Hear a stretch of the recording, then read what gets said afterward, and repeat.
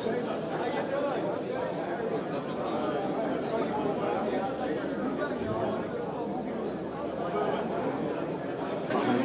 good morning, everyone. Good morning. Everyone have a great Hamvention so far? Very good. My name is Charles Kermis. I'm one of the directors of the RCA, and I'm very honored always to be one of Carol's monitors and assisting this wonderful event here. I'd like to recognize Stan Rubenstein, who's also one of Carol's monitors, WA6RNU. Stan, just say hi.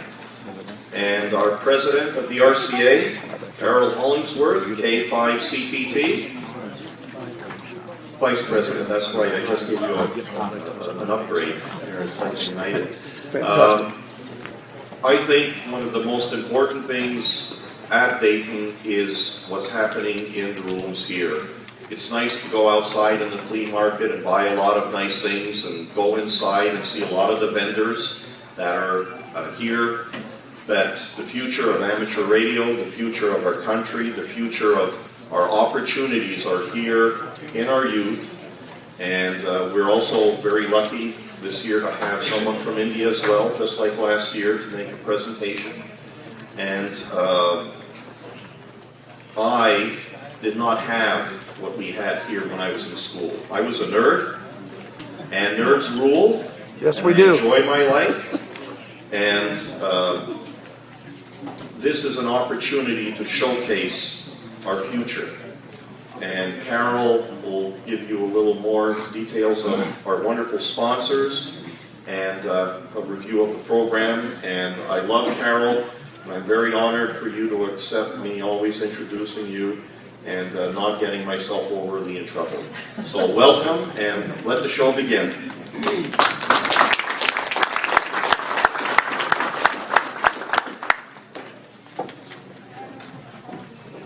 Good morning, everybody. Good morning. That's what I'm used to in a classroom. First of all, I'm not quite sure where I'm supposed to be standing at any one given moment. We've got 100 people videotaping, streaming, whatever is here, and each one requires me at a different location. So I'll use my loud teacher's booming voice wherever I happen to be standing. My preferred spot is down there in the audience with all of you, but we'll make this work. Okay? Let me, first of all, gives me great pleasure to say welcome to the 29th Annual Dayton Hamvention Youth Forum.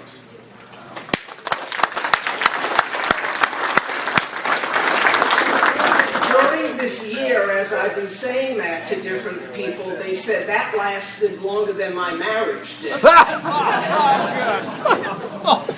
Be that as it may, next year obviously will be 3 decades of highlighting our best and our brightest and our most wonderful young hams.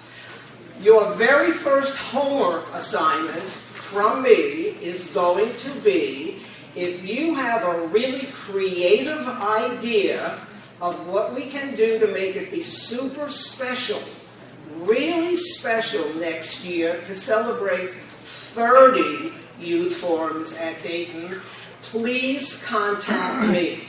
Call me, email me. The email is wb2mgp, mighty good professor, at gmail.com. Give me whatever ideas you'd like to brainstorm or run by me. I will tell you the first idea that we've already locked in is, because you loved it when I did this for the 25th Youth Forum, was where are they now? And because a lot of the youngsters who do give presentations here stay in touch with me for college application forms and job recommendations and so on, I know where a lot of them have ended up. And you will smile when I tell you most of them are in technical schools or pursuing technical careers. And whatever small part we played in presenting them and giving them the networking opportunities, they do stay in touch. So we've got that locked in. We're going to put together a video presentation and invite some of them to come back next year for the 30th. And I'll just give you something to really smile about. One year we had a youngster here from Canada a young man who gave a nice presentation. And the next year we had a young girl from the Northwest who was here and she gave a presentation. They met and dated and married. Wow. And when I told this to the DARA president, Don, he said, maybe we can have a live wedding next year. So there's something for everybody. That's the whole point I always like to make. But any good ideas for the film could be special for the kids. Okay, now, after this forum is over, all of my presenters are going to be at the RCA Youth booth. I have to say that slowly. You will find it. It's in the North Building, booths 225 and 226. And that's where we'd like all the presenters, after you've grabbed some water or a quick lunch, use that as your home base so that if any of you would like to speak with them up close and personal, see the things that they brought with them today, and just meet with them and talk with them, and of course always encourage them, that's where you'll be able to find them. Now, if there's anything you need during this forum, a ticket for the drawing or whatever it is you need, look for the people with the yellow ribbons and the bronze disc at the bottom, and there's Bruce waving his arms, that says Carol's Monitors on it. They will be able to help you with anything that you need during the course of the event today. Okay, now, thank you goes to many, many people who brings this forum to fruition. It's about 10 solid months of preparation. And I don't exaggerate, that goes into putting all of the details of this together. And there's lots and lots of people in the background on it. So I would first like to thank all the sponsors. Now we've got a chart right up here for you to see so it can be in the videos that you're using as well. But I cannot say enough good things about RCA, the Radio Club of America, responsible for my being here right now. We've got officers, president emeritus, we've got directors, we've got all the nice folks who you will be meeting and helping out during the course of the event. It would not all come together as it does without their help, so always my personal thanks for that. ICOM, 22 years, way before even doing anything with the amount of publicity that it gets now. Ray Novak and ICOM have always been there to totally support the Youth Forum. And wait till you see what the presenters are going to be getting. But I'll bet you'll be even more excited when I tell you we've got an ICOM 7100 that's going to be part of the draw prizes later. And that's going to an adult. We have separate drawings for the prizes. So that will be going for an adult. Hopefully you're an adult here with a kid, so that's even better. Okay, I would also like to thank all the videographers that we've got here and all the people, and I have an announcement to make with something for you. Al Ekman, who for many, many years, Al, wave your arm please, okay?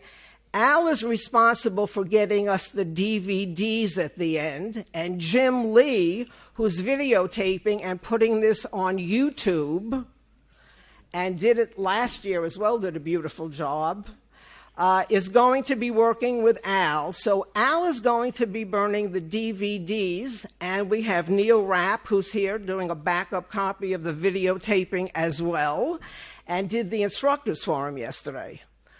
Okay, well, thanks to all of you. But here's for you. If you would like a copy of the 3-hour DVD And teachers use this every year, requesting that they get a copy. It can be used in a classroom to show these fabulous kids as role models. And it really works when kids see somebody under the age of 60 having fun with ham radio. And it works in a classroom, a club, a scout troop. So it's free.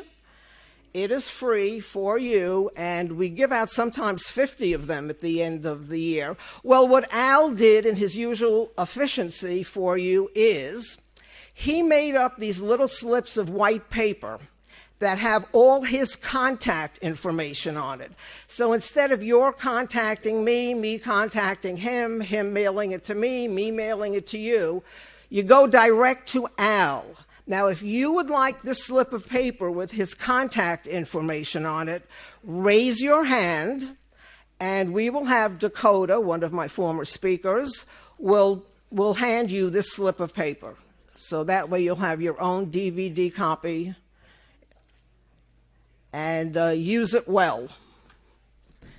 Okay, so Dakota, if you'd step out, when you see Dakota, just raise your hand and he will give that to you.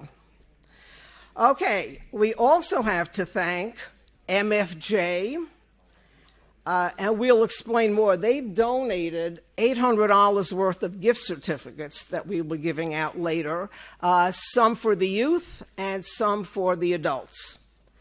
ARRL has made a contribution. We've got lots of ARRL books that will be given out. Heil Sound donated a beautiful $300 microphone that is illuminated. It's a really nice package. Kenwood donated 5 radios we will be giving out for the drawing as well.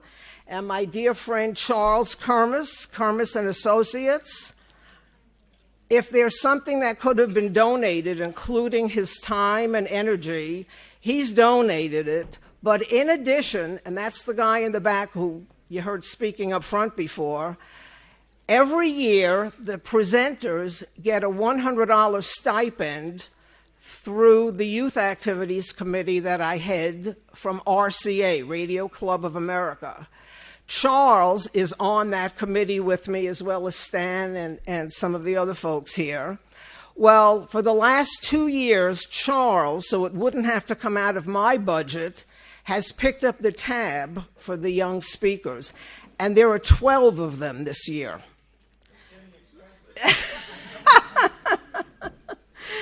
So that's Charles, certainly somebody who is well entrenched in volunteering and helping us out.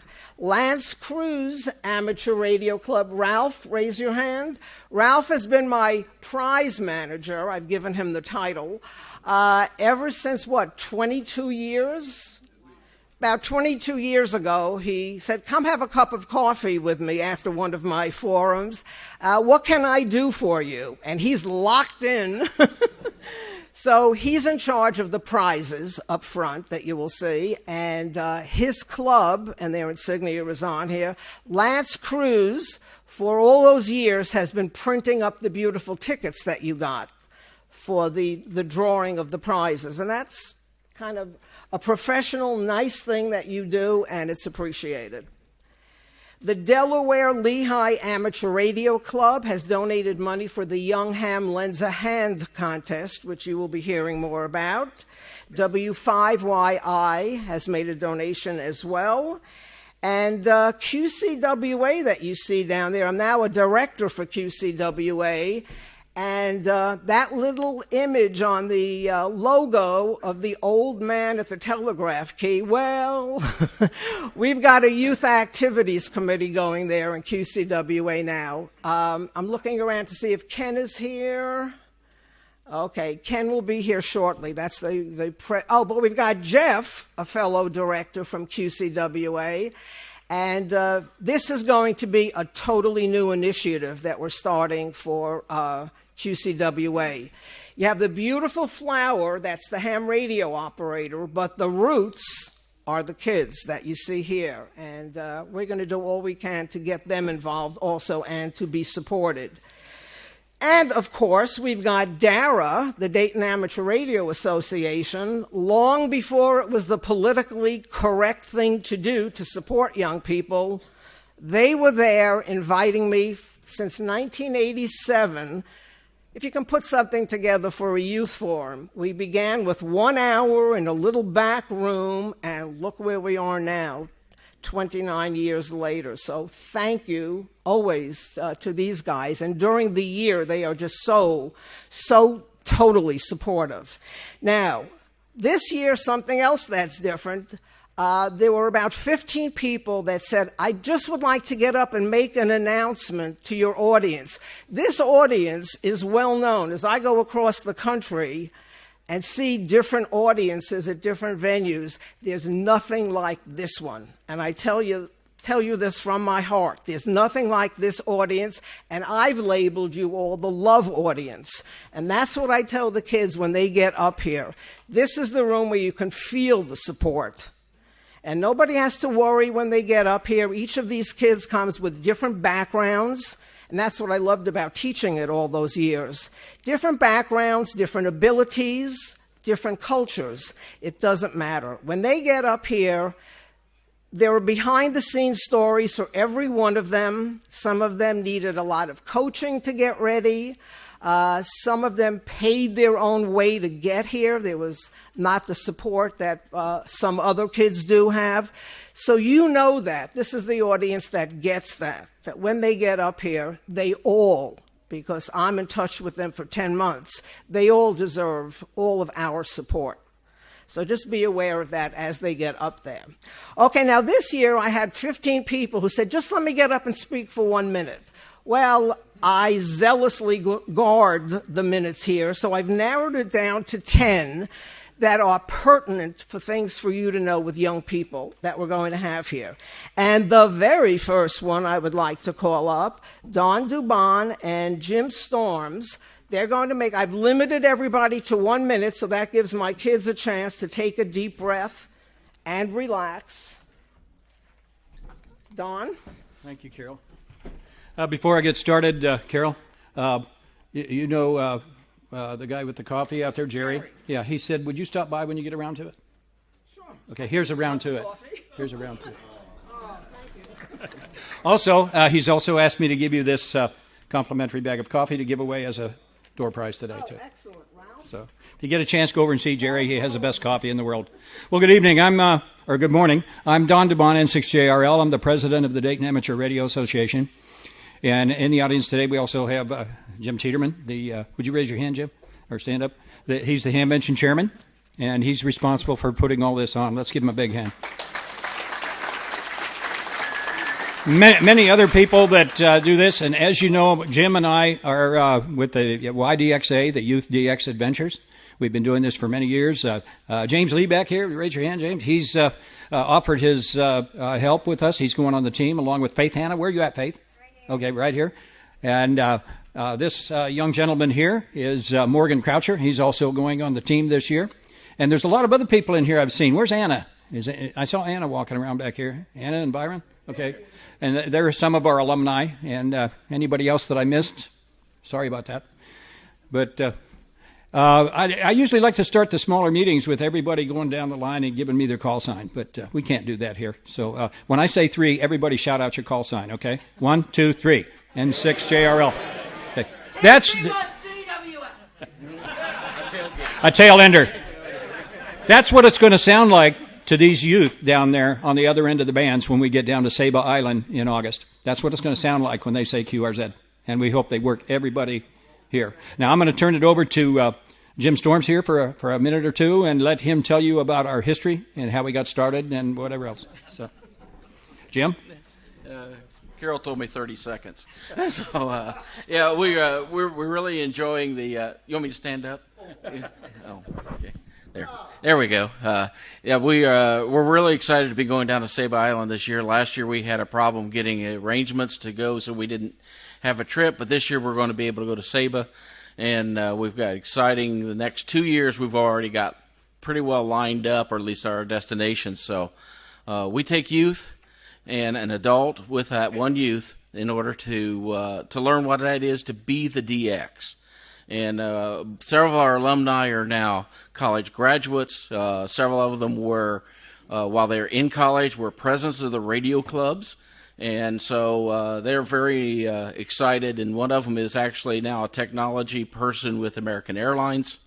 So it's really something that the kids learn and really get excited with. And so we're open for applications in the late year, about January for next year's trip.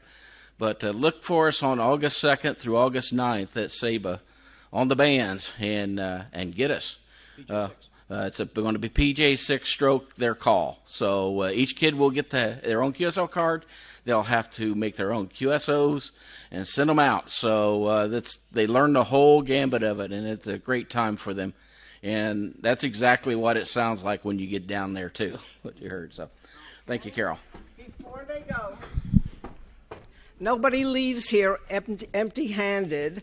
On behalf of the Radio Club of America and my Youth Activities Committee, because we so totally support what they're doing, and many of my young presenters end up going with them on this fabulous adventure, from my Youth Activities Committee, a check for $250 to support what you're doing, and it's appreciated. Let's get all this together. Okay.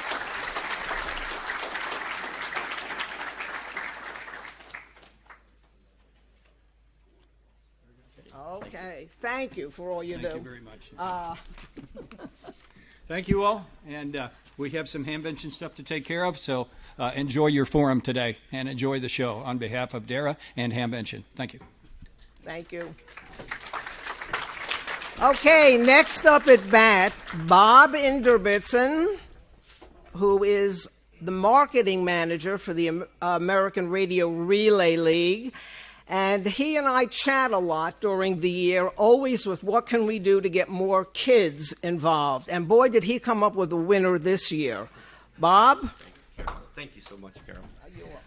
Well, hello, everyone.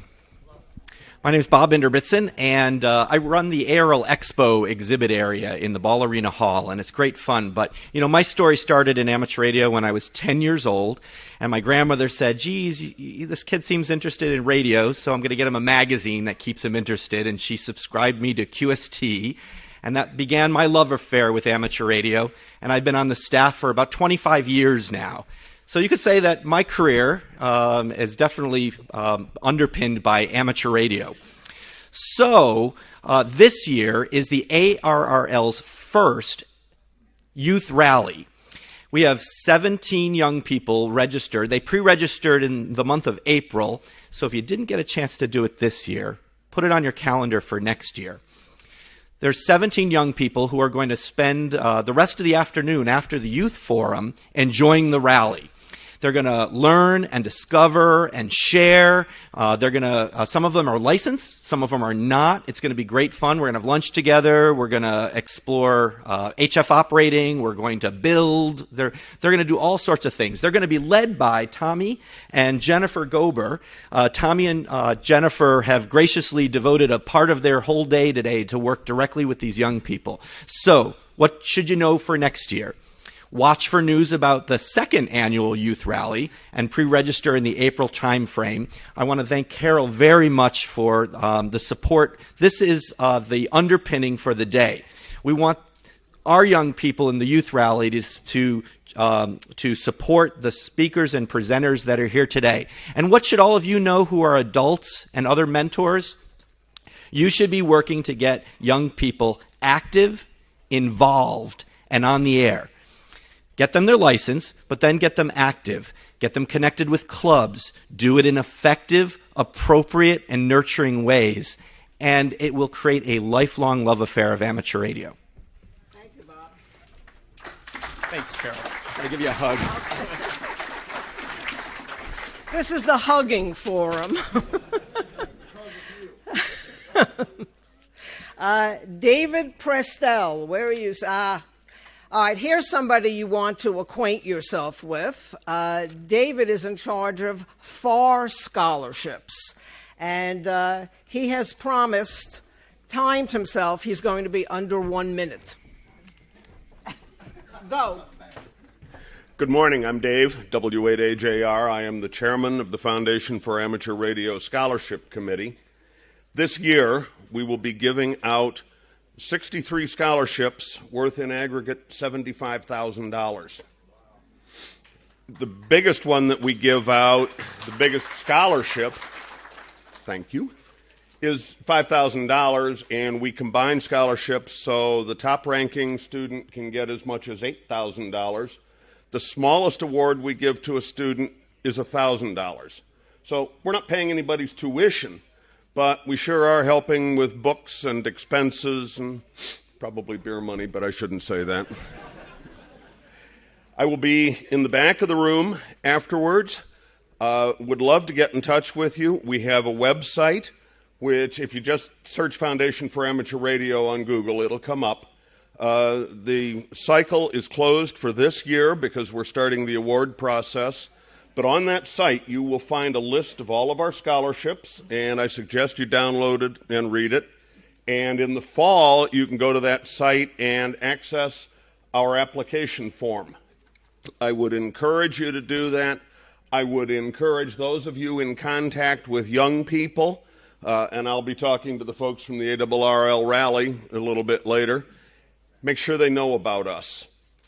I'm also shameless. I'm looking for any organization that would like to join the Radio Club of America, the QCWA, the YLRL, and other organizations in sponsoring scholarships.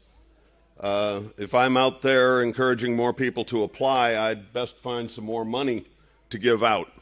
So I will be in the back of the room afterwards. Please feel free to come up and bug me, and would love to talk to you. Thank you very much. Thank you, Dave. Thank you, David. Ward Silver. Okay, Ward and I are involved in something really special that we want to let you know. This is kind of hot off the press, right? Okay, Ward, you've got the 1 minute time frame. Oh, yes, 1 minute. Okay, very good. Eeny, meeny, chili,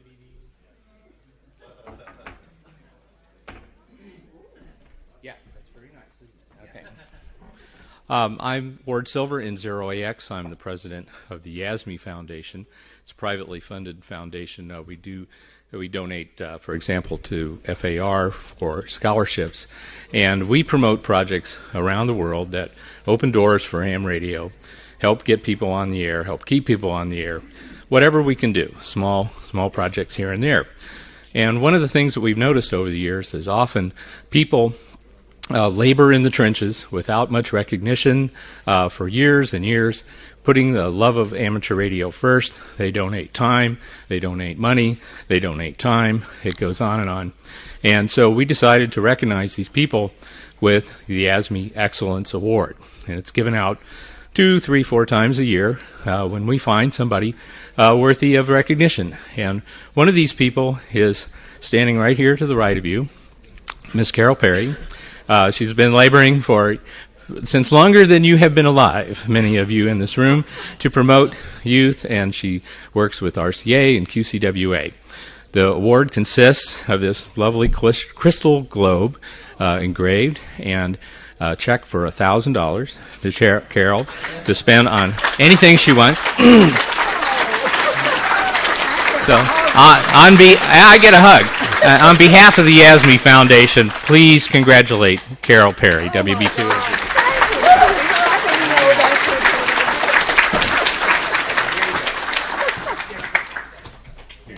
Oh, wow, that's gorgeous. Yeah, it is. Don't drop it. 1, 2, 3, cheese. 1, 2, 3, cheese. There you go. Thank you. Una más. Hold it right there. Thank you so much. She had no idea. I really didn't. There you go. Put this down here. Well, but while you're up here, you've now earned the right. You have another 30 seconds to speak about what I thought you were going to be speaking about. Oh, okay. Actually, I just want to speak about the YASME Foundation a little bit. we're privately funded. We don't need donations or anything. But Task force. oh, yes. And one of the things that we support is outreach programs around the world to youth. For example, get on Facebook, look at the Youngsters on the Air program. It's taken off like a rocket in Region 1. We hope to duplicate it here in Region 2. Plus, we have a team of people working in industry, education, to help create messages and institutions and relationships that will carry the word about amateur radio to students and help them understand that, hey, it exists, and also it's a very useful and an opportunity for personal and professional growth. I'm going to be at the International Microwave Symposium next week in San Francisco. I drive home, I pack, I do the laundry, and I get on a plane, go to San Francisco, where I'll be in a booth in the university row working with industry professionals and the university educators to help establish amateur radio as a useful tool in post-secondary education. So, and it's due to people like Carol that we have a lot of interest coming up from the bottom. So again, thank you, Carol. My pleasure.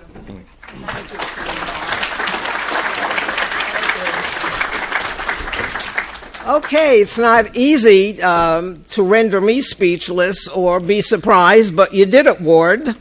Ed Engelman. I'm in touch with this gentleman through the course of the year, and we've got 3 different speakers.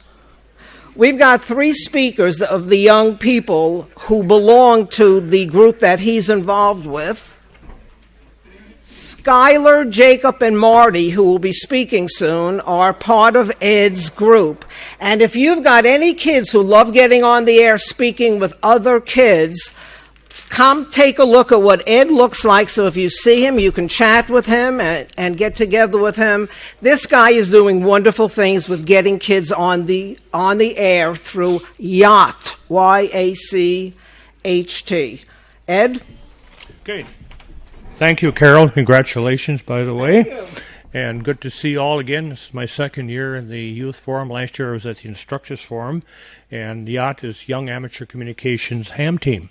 And if you have any questions, know more about it, I'll be available after. But what I'd like to tell you is that the YACHT team is inviting all the YACHT members and other young hams to the pizza party, which will be this evening at 6 p.m. at Marion's Pizza. Now, Marion's Pizza is located, and there's a chain of them all over the area. This one is at 3443 North Dixie Drive. And Mark, is that the correct address? Okay, Mark's our contact guy. He's a YACHT member. He's one of our adult members here in the Dayton area. And it's off of I-75 on Wagner Ford Road. And it's just, corner of Kendall and North Dixie Drive. So if any of you would like to join us, last year we had over 24 people present, young hams and parents. Parents invited too, by the way. So that's at 6 o'clock this evening at Marion's Pizza, 3443 North Dixie Drive. So, and congratulations to all the young hams who are presenting, some of the best young hams anywhere. We're proud to have some of them on the YACHT team and proud of all the rest of you. So do a good job, and we'll be rooting for you. Thank you, Carol. Thank you. Thanks, sweetheart. Got to have all. Okay. Set up a toll booth here for hugs. Okay, George Wagner. 1 minute. 1 minute. 1 minute. Okay. I'm with the ARRL's Contest Advisory Committee. We're looking into the issue of how to get youth involved in ham radio through the auspices of radio sport, radio contesting, which we find to be kind of an exciting and thrilling way to get on the air. Look at this card. I'm inviting you all to take this survey. How do you take the survey? These cards will be on the table outside the hallway after, and I'll be out there to answer any questions. There's a little QR code on here. There's the URL. All of you with smartphones and QR code readers, you can take it right away. But we need everybody's input. You don't need to be a Ute. You can be an old guy like me, but we'd like everybody to take the survey, and you don't even need to be a licensed ham radio operator because we have questions in that survey to address those of you who don't have tickets yet. Thank you. Appreciate it. Less than 1 minute. You will be invited back because you You stuck to the program. Jerry Hull, is he here? Okay, he loses his turn. The last announcement is from one of my 3 generational friends. I'm going to ask Don Kuntz to come up. His dad, he, and his son, who was a young presenter at the Youth Forum, have all stayed in touch, and these guys just do such fabulous things with the Boy Scouts of America. Don, always good seeing you. Thank you. Well, I got good news for you. We have the youth. We have 2.8 million youth in scouting, and we're trying to make that connection between amateur radio and scouting. And we're doing that through radio scouting. If you haven't visited our booth, K2BSA, sponsored over there by ARRL, please stop by. We're making a big drive to make K2BSA the site for radio scouting. Resources, information, articles, how-tos, everything, hopefully, that you can ask a question about. If we don't have it, we're going to go out and find the answer for you. Personally, you can contact me at w3lne@arrl.net. I have cards if you're interested. I'm trying to keep it under a minute. And I want to recognize also Jim Wilson in the back here. He's the president of K2BSA and is the face of radio scouting probably to most of you, and is heading up the Jamboree in 2017, our next big event. And don't forget JOTA, Jamboree on the Air, and its companion event, JOTI, which is Jamboree on the Internet, the 3rd weekend in October. Over 1 million people will participate, scouting-wise and amateurs, across the world. So please join us. We're out there. We're willing to help. K2BSA.net. Thanks. Okay, all of those announcements you just heard, I felt were pertinent for different reasons for you to get involved with other youth activity at the convention and then thereafter. Okay, we are ready to showcase our young hams, and whenever adults come together to do that, it's a wonderful thing. So I'd like all of my young presenters, if you wouldn't mind, please stand up if anybody wants to get the group picture, because you'll never get it at the end. This is the 2016 group of Youth Forum presenters, and a wonderful group they are.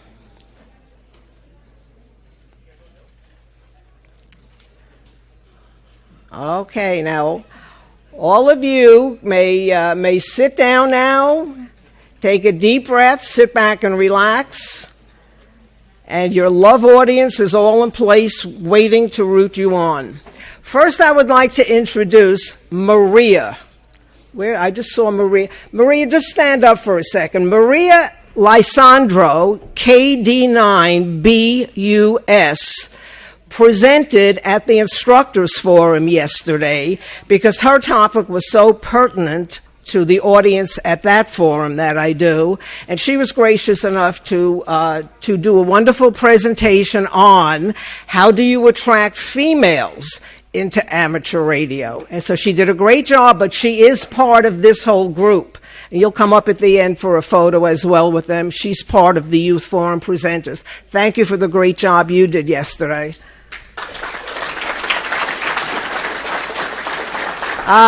P.S. Just summary, she did a fabulous presentation on all the different things you can do to attract girls.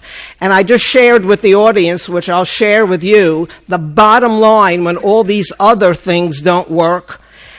I always used to say to my classes, especially to the teenage girls that I had, yes, there are more teenage boys than girls in ham radio, but yes, there are more teenage boys than girls in ham radio. So when all else fails, that always worked. Okay.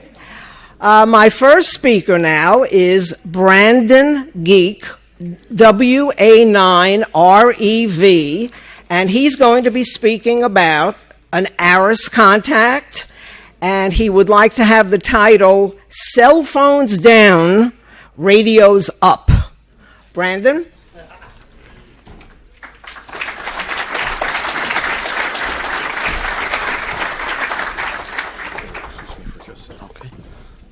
Again, for those of you that are just came in, please fill out the forms for the draw.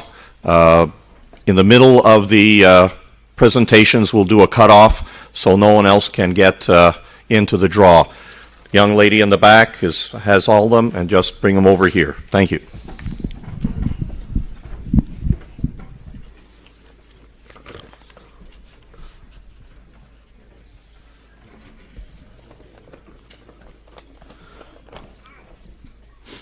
Good morning. My name is Brandon Geek, and I'd like to present to you today my presentation called Cell Phones Down, Radios Up. Okay. So, yes, my name is Brandon Geek. Yes, the last name is pronounced Geek, so I guess you could call me a ham radio geek. I passed my technician exam on April 9th, 2015 after 2 attempts. I was in license and excruciating 2 weeks later as KD9DQV. On May 19th, 2015, I decided I wanted my own custom vanity call sign, so I switched to WA9RAV, my current call sign. Anyways, on June 23rd, I passed my general exam. Funny enough, I only had to wait 3 days for that upgrade to come in. Kind of confused me a little bit. Some other facts about me outside of ham radio is that I play football. I speak a little bit of French. Allez la vidéo. I also play guitar. I'm also a sophomore at Mechanical High School, which is kind of shocking to some people. The radios I use are an ICOM 7600 for HF, a Kenwood TM 281 for VHF, and a Ushun handheld for VHF and UHF. I also recently, last November, got my first DMR radio, courtesy of my father, and I love using it. So these are a few pictures of my radios. The top one is a panoramic picture I took with my iPhone. From left to right, it shows the entire ham shack. And then on the bottom left is the IC 7600, and on the right is all my other various radios that I spoke about. So the main thing I really want to get my attention on today is our ARIS contact that we did at my school. Back in August 2015, we contacted the International Space Station via amateur radio with the major help of ARIS, which stands for Amateur Radio on the International Space Station. We contacted, and excuse my pronunciation skills here, Mr. Kimi-Uya Yui, a Japanese astronaut. He has a hand with a call of KG5 BPH. Now, the contact itself only lasted for about 12 minutes, but months of preparation went into that tiny 12-minute conversation. I now have a small clip I'd like to show you of our presentation.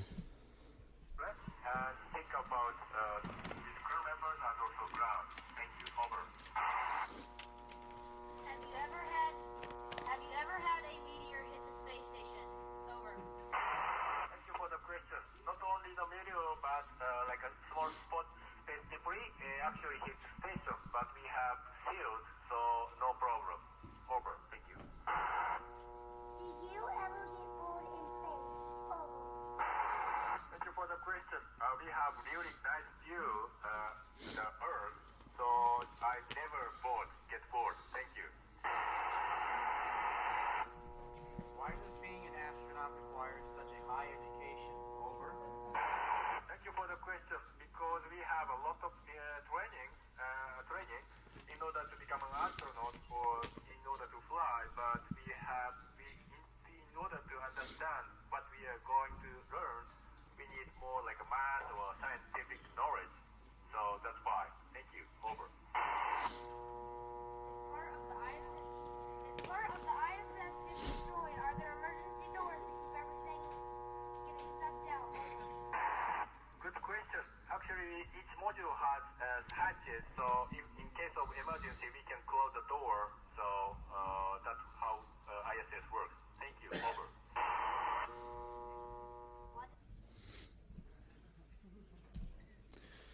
Okay, so some more details about the contact. Like I said, it was 12 minutes long, and only a select group of faculty members and students were chosen to ask questions. 2 radios were used, one as a primary, one as a backup. They were both ICOM IC 7000s, and like I said earlier, there were months of preparing for this contact. So what was our outcome from the contact? Well, there was tremendous support from all schools. We had a high level of enthusiasm in not only our contact with the International Space Station, but amateur radio as well. Over 1,200 students watched it live, 2 network and 3 newspaper journalists showed up. Now, with all the enthusiasm and support, how do you keep such a tremendous hobby, and how do you keep such a tremendous crowd interested in such a powerful hobby? Well, here are some tips. Well, you tell them about the similarity there is when it comes to operating a walkie-talkie. And the amateur radio isn't an expensive hobby. It only becomes it if you let it be. You can even do ham radio on your smartphone. The courtesy of the app EchoLink is the one I like to use a lot. Every day you always have the possibility of meeting someone that'll get to know you. And here's the best part of all. You get to make friends with people who live all the way over the pond. Who thought talking to someone in France, Israel, or Spain would be this easy? And beyond that, there are endless possibilities. So how can we be implemented into the teenage community? Well, like I said earlier, you have the cell phones and other electronic devices. So like I said, EchoLink, one of my favorite apps, allows you to use the capability of ham radio in your smartphone. There are also many study materials within both Android and Apple stores. And also, this is one of my more popular things I like to talk about, is school clubs. Nationwide, there are several schools around America who have a ham radio club. Some have multiple repeaters. And I say repeaters, plural, because some schools have multiple repeaters, which I find very, very fantastic. Another thing that's very popular among teenagers is the School Club Roundup by the ARRL. Roundup is an amateur radio contest period that occurs in the fall and spring on a certain weekend picked by ARRL. Roundup always allows teens who are hams and who aren't to get to experience ham radio. Last fall, I had the opportunity to experience it for the first time. All who participated at my school were greatly intrigued and wanted to get their license. We made contacts with people all over the country, including Texas, New York, and Tennessee. I encourage those schools who have not yet heard of Roundup and who are teenagers and who know people who are licensed to try ARRL Roundup. So I then went up to a few of my friends who aren't licensed, but I asked them two simple questions. I said, tell me the first thing that comes to mind when it comes to what you think of a radio. And have you ever heard of amateur ham radio? And the responses were, Charlene, my first friend, told me dials, trying to find a frequency in gamma rays. I didn't quite understand the gamma ray part, but she did say if it comes to ham radio, she would love it because it involves talking, and she is a talker. Megan, my other friend, told me communications, radio waves, and gamma rays. But when it comes to amateur radio, she seemed like it sounded familiar because she thought it had helped people. And I thought, man, you're pretty smart. You must got this down. I went on then to explain to both girls all the different possibilities of amateur radio. Then I keyed up the radio, and I put my call center on a local repeater. And Danny Webb, N9 MOS, he came back, and he gave a really good explanation to both girls on everything you can do with ham radio. So as Megan listened along to Danny, she seemed more and more intrigued. I couldn't get her to talk on the radio as much as I tried, but she did seem very interested. She is currently studying for her technician exam. So in closing today, I just want to let everyone know that ham radio plays a very important role in everything, especially STEM schools, science, technology, engineering, and mathematics. These schools who implement this function of communication into their education system will definitely see results from students' academics, social skills, and character. I want to thank everyone who attended Dayton this year and the Youth Forum. Thank you to Carol Perry for letting me speak today. My father, Kevin Geek, W9KEG, Bill McAlpin, WD9GIU, Danny Webb, N9 MOS, Charlie Lossing, and Megan Oteri. I hope everyone has a great time at the Dayton Hamvention this year. Thank you.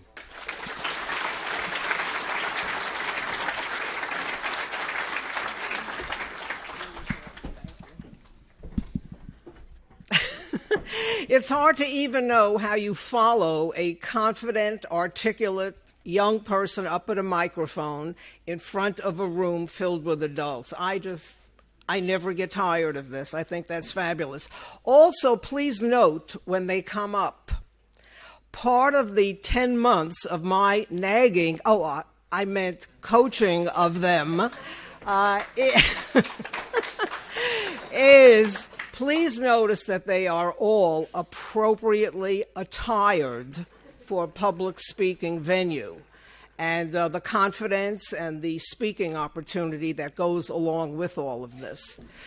Okay, now I have two special young men who are going to come up. Eli Musgrave, KM4 HFZ, who is 15 years old. Zach Hidari, KM4QIV, who is 14 years old. They are from the Mill Springs Academy, and before I turn the microphone over to them, I would like to acknowledge their teacher, who I became good friends with after speaking in Georgia last year. Martha Muir, please raise your hand. One of the important links we have here for support. So besides Elmer's playing a key role, Elmira's do as well. Thank you, Martha. Gentlemen? Thank you.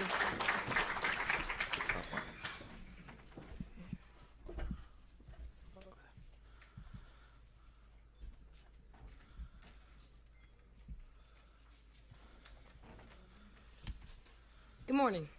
My name is Zach Haderi, KM4QIV, and this is Eli Musgrave, KM4HFZ, and we're here to invite you to discover the fun and magic of digital radio communications. Questions and statements we often hear from non-hams. Ham radio is old, more than 100 years old. Do people still use ham radio? We now have computers, we now have cell phones, and we now have the internet. So why do we still need ham radio? Responses by hams. What if the internet and cell phones are not working? Ham radio to the rescue to provide emergency communications. We can demonstrate the transition from 100 plus year old technology to the latest computerized digital technology. The North Fulton Amateur Radio League, NFARL, presented ham radio at the North Springs Charter High School STEM event in Atlanta, Georgia. Included was a digital station where Eli showed visiting high school students how they could send text messages without using their cell phones or the internet. Until they actually tried it, their typical response was, "That's impossible."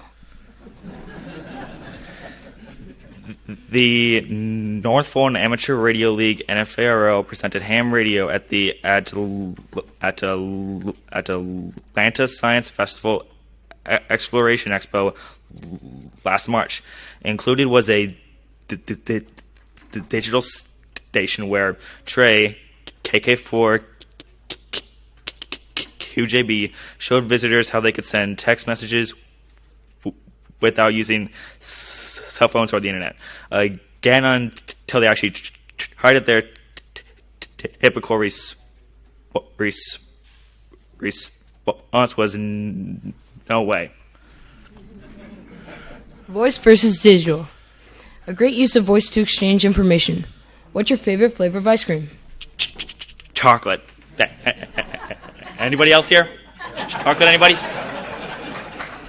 Not so great use of voice to exchange information. Please be advised that we are transferring 15 patients to your emergency room presenting possible symptoms of pneumonutrimicroscopic silicovolcaniosis. It's a real word. Don't ask. It's a real word. As a result of volcanic eruption near Mill Springs Academy.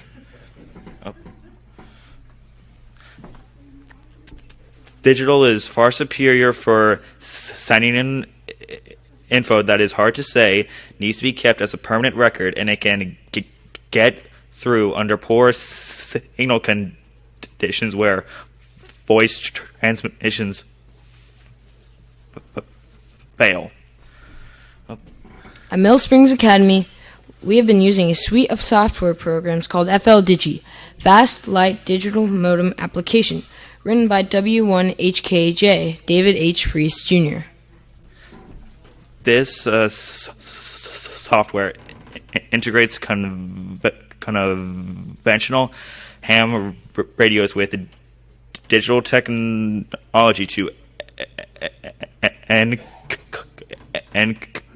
and decode tones that are transmitted and received. The integrated software programs convert those tones into text forms and data.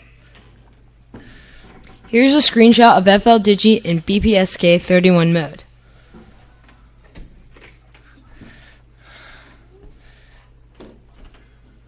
And so in that region there, it's called the waterfall, where you are able to see the transmitting signals. Those are the yellow columns, and if you would like to see what they are saying, you can press on it, and what they are sending will come up as text in the yellow area in black. And so if you want to send something out, you can type it out in the blue area, and you can hit the transmit and receive button over in the bottom right corner to transmit it, and so that will show up as the red text. And over in the top left in the green, that is the frequency that we are operating on.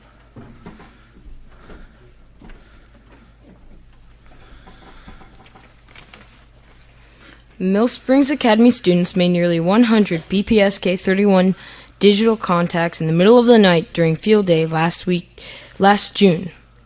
For February 2015 School Club Roundup, most of our contacts were made using digital. We even taught the non-ham students at our school how to do it. One of the digital modes used by W1AW for daily bulletins is MFSK16. Multi-frequency shift key. 16 baud, 58 words per minute, bandwidth of 316 hertz. It is more melodic than some of the other modes. Of course, not all ham radio transmissions from Mill Springs Academy are digital. As you can see on the August 2015 cover picture from QST, chosen by the ARRL as the August QST Centennial Cover Photo Contest winner, this photo shows Megan, K4MCB, at her club station. This slide shows you that FL Digi takes the acoustic signal from this handheld radio and sends it to the microphone of a computer. With the help of FL Digi, the computer converts that sound signal to text words on the screen that the operator can read. So, going in the other direction, you have some options. You could type your text message and let FL Digi send it to a radio where it will be received as a regular audible radio signal. Or you could type your text message and it will be sent using FL Digi to another computer where it will show up as a signal on the waterfall, which when a user clicks on it, it will display the signal as a text. It sure has been and continues to be a lot of fun to implement the transition from 100-plus-year-old ham radio technology to the latest in computerized digital ham radio technology. What else could techie guys and gals ask for? As we're wrapping up, we would like to take a moment to thank all our mentors and friends at the North Fulton Amateur Radio League for helping us incorporate amateur radio in both our lives and school and inviting us to join them in all their fun activities. Most notably, we would like to recognize Wesley Amboli, W3WL, John Clute, K4SQC, Martha Muir, W4MSA, Chuck Catledge, AE4CW, Mike Cohen, AD4MC, and our very special friend, Jim Stafford, W4QO. Thank you very much.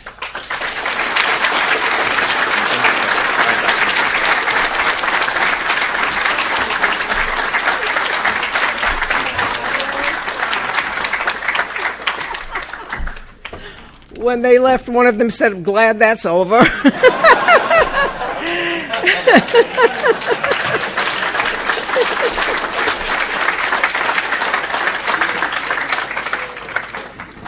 I told you they'd all be great, and so far they all are.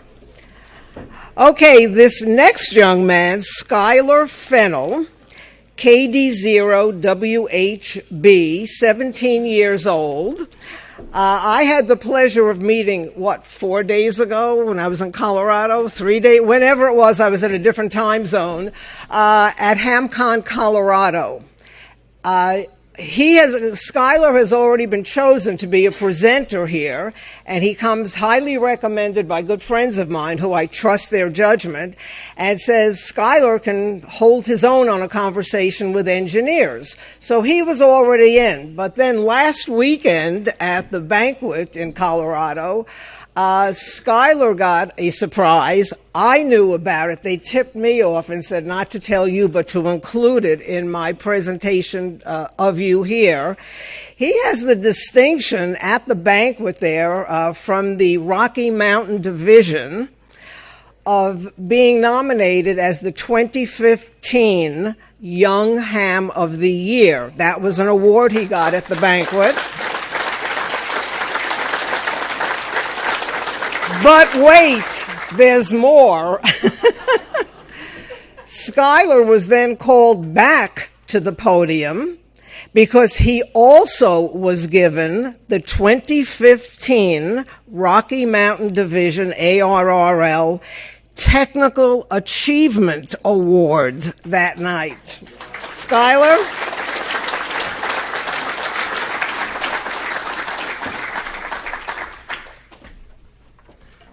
Thanks so much, Carol. It's so nice to be here. Yeah.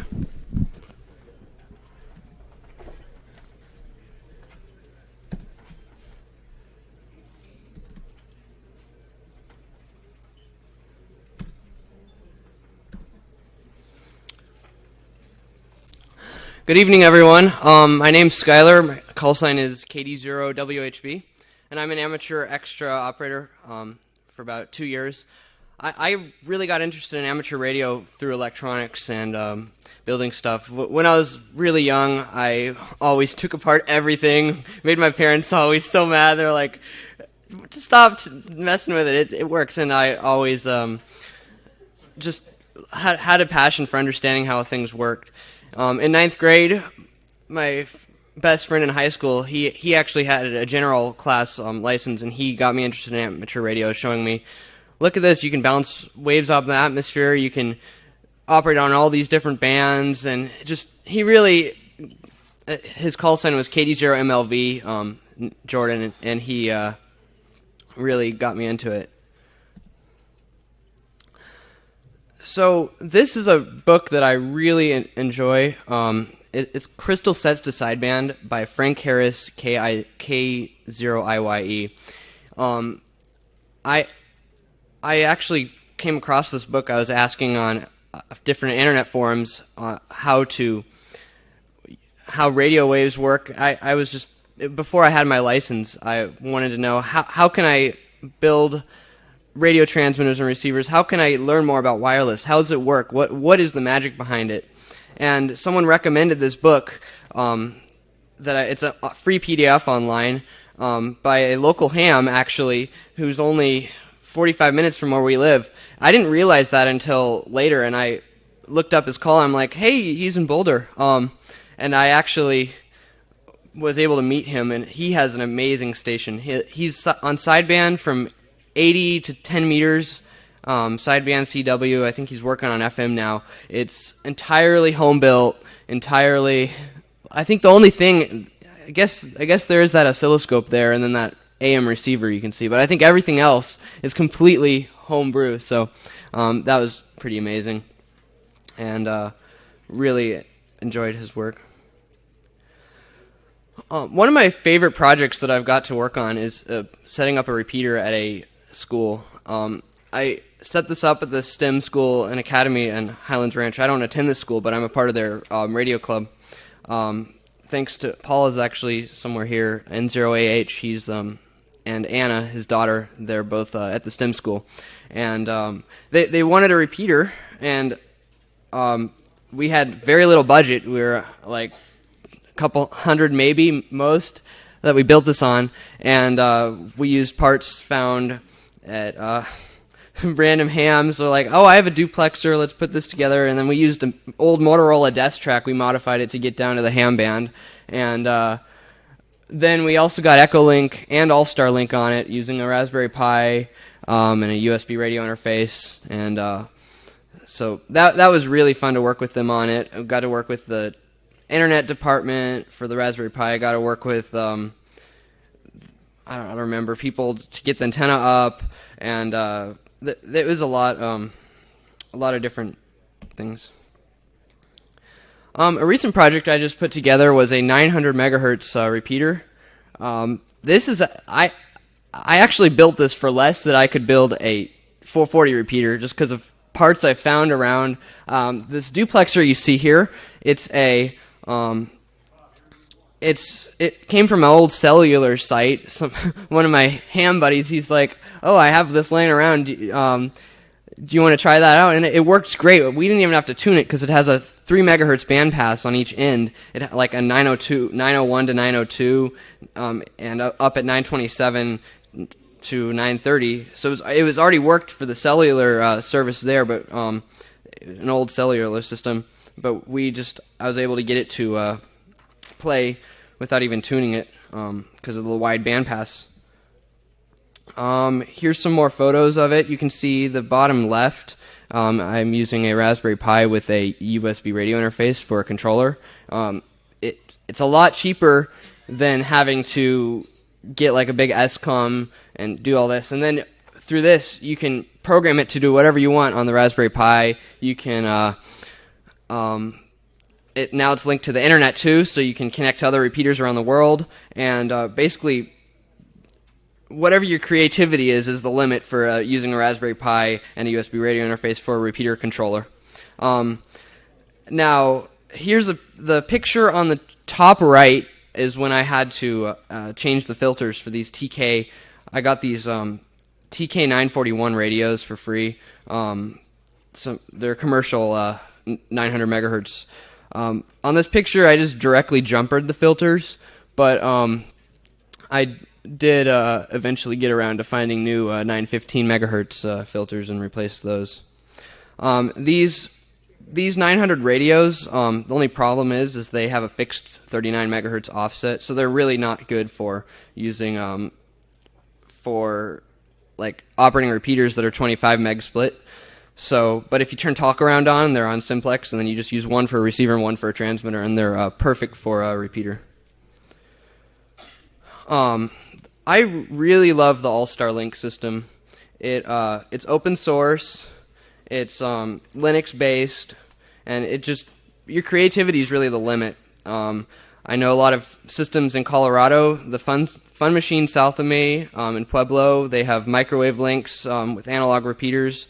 They use microwave internet links to link the repeaters together, and then they use All-Star Link for the voice for the analog repeaters. The Colorado Connection is now transitioning to All-Star Link, and I think it really fits amateur radio when you have technology. It's based off the Asterisk phone system, and Asterisk is used for a lot of businesses, and App RPT was made by Jim Dixon based off of it, and it adds like repeater IDs, repeater offset, repeater tones, encoding and decoding in software. It can decode subaudible tones. There's a lot of stuff packed in the All-Star Linux OS. One of my first All-Star project was with the Rocky Mountain Radio League to put a link up to their mountain. Now they had a very they really didn't want to put anything else up on the mountain. They wanted to leave it how it was, so I had to do half duplex. I had to have it on the input, and as you see here, I have it just my receiver on the repeater transmitter on 449.875. My machine was on 444, so it's just like a normal radio would see it. But I set this up, different parts. Those fans up there you can see, I got those in an old abandoned site in El Dorado Mountain for free. And a Motorola SM120 radio I got for free from some ham. that power supply, I paid for that, but I got that for like $100, that big 50 amp Astron power supply, and then an old laptop for the for the node controller to actually get to the internet.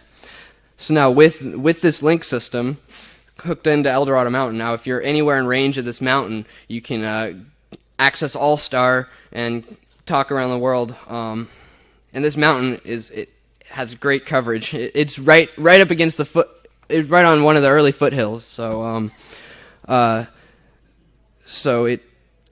get, I don't know what the range, whatever, lot in the distance. Here's just a diagram of the setup I had for the original All-Star link to El Dorado Mountain. Now, for an interface to All-Star, you have to have a sound card. So you can either buy a USB radio interface for about $75, or you can get off of eBay for like $3. You get a sound chip or a CM108 based sound card, and all you have to do is solder directly to one of those pins on the chip, and then you have PTT, so then solder to another pin, and you get COR in from your repeaters. So I've built several of those. I have one of the USB radio interfaces, but if you want to have a fun little project, those sound cards are really good for repeater controllers for All-Star, and they're cheap, and you can screw up a few times, and yeah.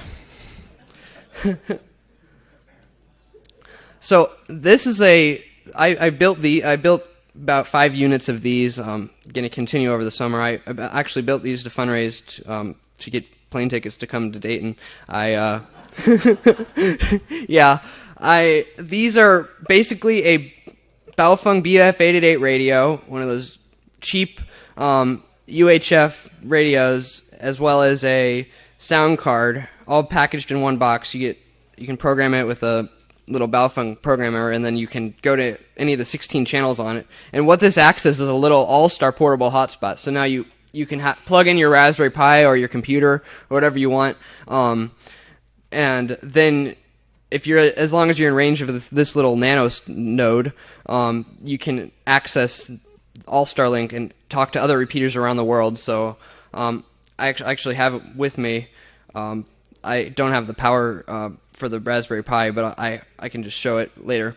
But anyway, this nano node, I built a few units of them, and they're really successful. I have it set up at some people's houses, and they just get on their handy talkie, and they can talk to other repeaters around the world. So, how much? I sold them for $55, and I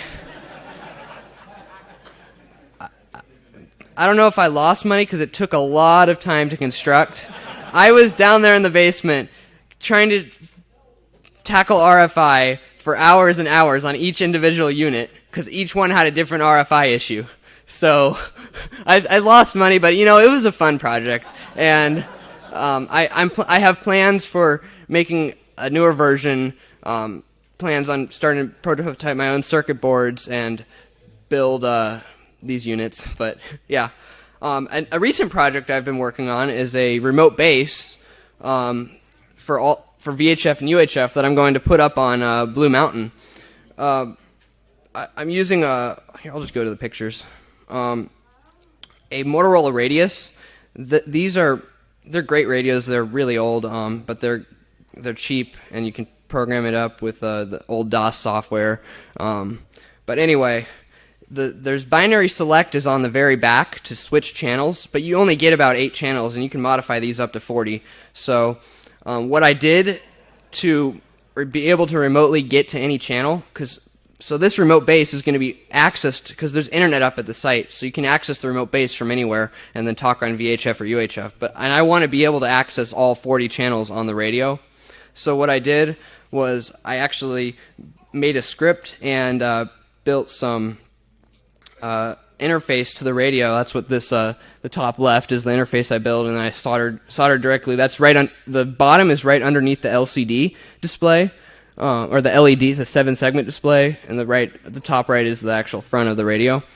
I built a script that'll actually read the display, so it'll know what channel it's on, and then it'll pulse the up and down arrows a certain amount of times to get to the desired channel, and it works great. It pulses really quick, so you get through all 32 channels in a couple seconds. And this is actually the method I used. If you notice, the number 2 is the only number that does not have the very right bottom segment lit. So it'll pulse really quickly, and then it'll know when it gets to 2.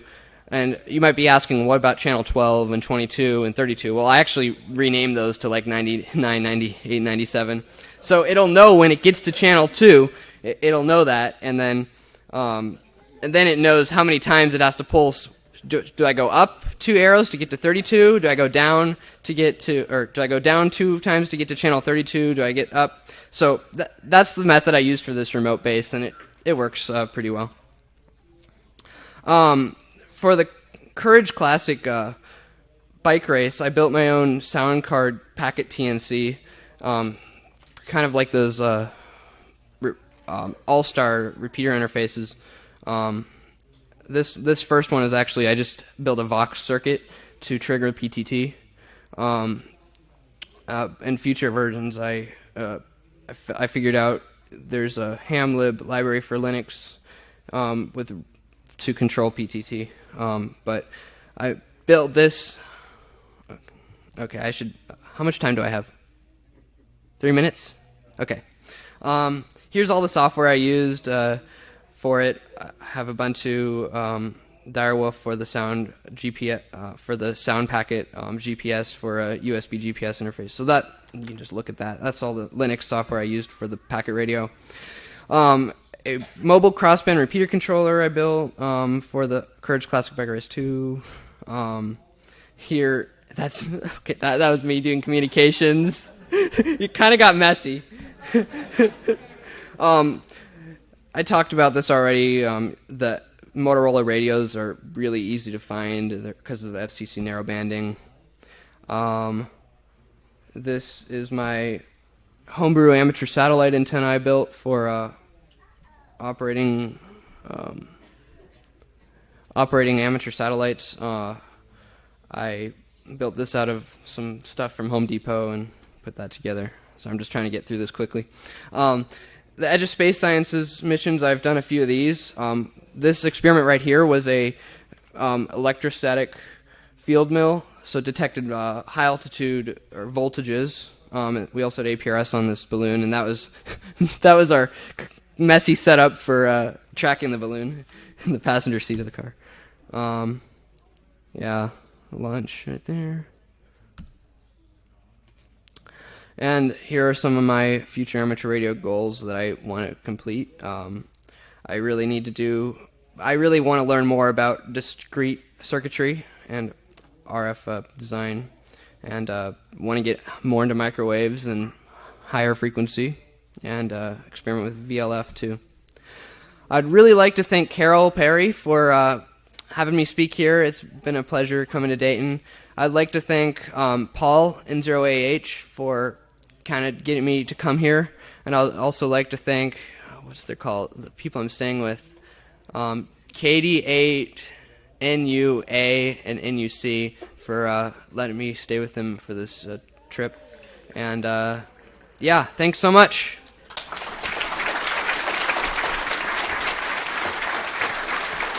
Thank you, Skylar. That was great. I think we should all get a half of college credit for sitting through that. That was great, Skylar. Thank you. Remember, these kids are limited in time because of the amount of speakers we have, but you can see them at the youth booth. This afternoon, we're going to ask them to be there so you can ask them more questions and speak with them. That's booth 225 in the North Hall. And they will be there. Okay, our next speaker is another award winner, William Ferguson, KJ4EYZ, is the winner of the 2015 Youth Plaque for the Virginia QSO Party, sponsored by K4AMG. And he'll be speaking about setting up a radio station to chase DX. At a young age, William caught the DX bug. He was first licensed in 2008 at the age of 7. William is one of the youngest in the world to receive his DXCC at age of 8. Wow.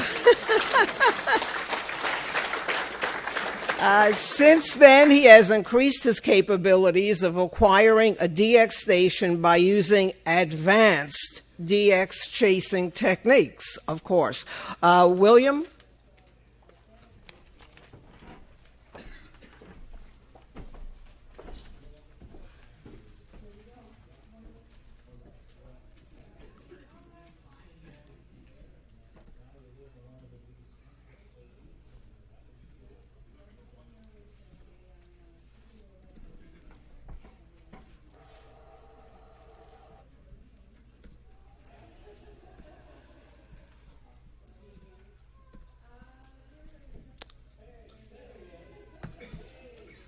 All right, so good morning, and as you know, my name is William Ferguson, and my call sign is KJ4USZ. I have been DXing since the age of 7, and I'd also like to thank you for giving me this opportunity to present to you. So DXing is kind of like fishing. When you go fishing, you cast your line, and you slowly retrieve your lure, hoping to get a nibble or a bite. Sometimes you cast, and you get nothing. Sometimes the person next to you is catching fish, cast after cast. What do? You evaluate your tackle and improve on technique. So let's get to some background. The ham radio operator station in the 1950s consisted of a crystal-controlled transmitter and a receiver, along with a simple antenna. The SOP, or standard operating procedure, for chasing or working DX was as followed. First, make sure your crystal frequency was not occupied, and then to start calling CQ. With your receiver, you would tune around your transmitting frequency and listen if any station was answering your call. The operators who achieved the DXC back then truly did it the hard way. So let's fast forward to today. The most simple ham radio setup consists of a HF radio, a length of coax, and a broadband antenna. The basic setup. The basic setup can provide years of enjoyment and a pile of QSL cards. The key factor of catching the rare DX is to listen. The operator should be courteous and have great sportsmanship, but for those who enjoy the technical aspect of their station, like myself, the following brief will describe certain methods to improve your success through station optimization and knowledge. But in order to improve on something, one must baseline or quantify their existing station. Baselining your current system. In order to baseline your system, you will need to work with all the same units. Since loss and gains of system components are usually given in dB, we will be using dBW, or decibel watts. This will allow us to add and subtract system gains and losses much easier. So work with the decibel unit.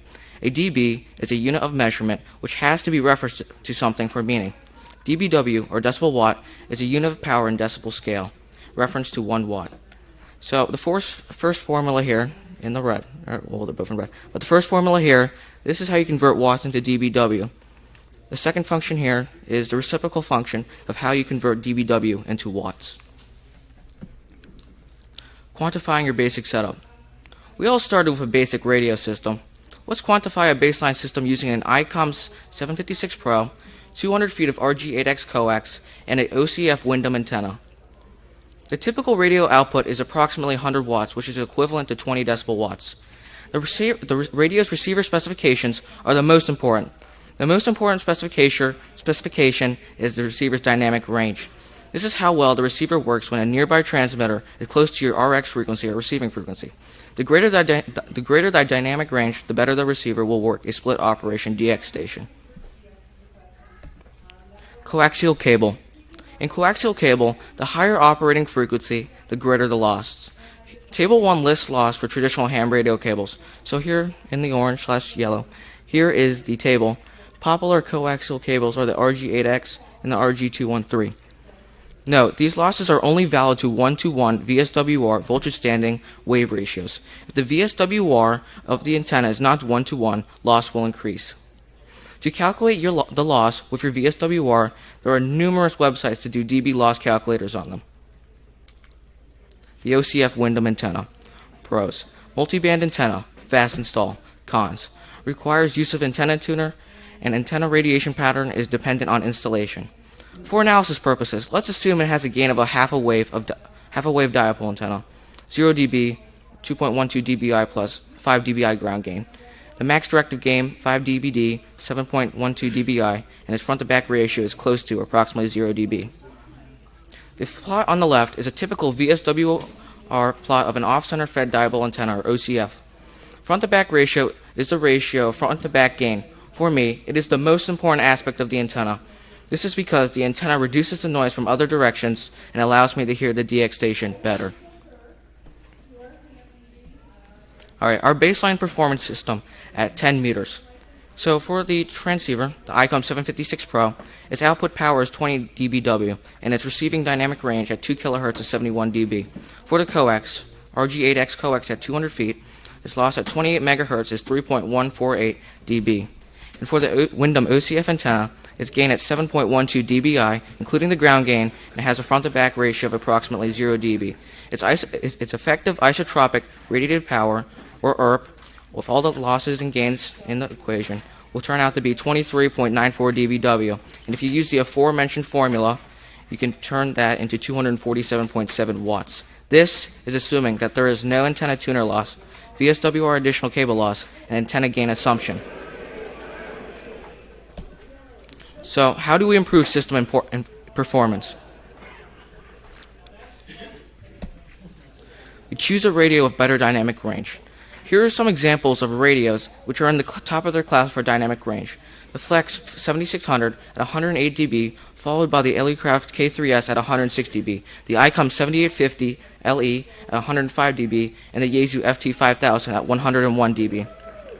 The transceiver's receiver section should have a minimum of 80 dB for CW and 70 dB for SSB. As you can see in the pictures, in sequential order as I listed them, here are the pictures. Replace inefficient coax cable. Beware of some of the RG8X coax since it only has a 60% shield. This could cause unwanted RFI, or radio frequency interference. Replace long coax runs with hardline. Surplus hardline can sometimes be found cheaper than traditional coax. Some hardline can be assembled with ordinary hand tools such as a hacksaw, file, and wrenches. As you see to the left photo, here are 4 different styles of coaxial cable. Notice the difference between the braids and the airspace, as this has much more air gap compared to these coaxial cables, and how this is hardline. Antenna improvements for high bands. For the high bands, 10 to 20 meters, 30 to 40 meters, use directional antennas. To the left is the OptiBeam 18.6, that's all.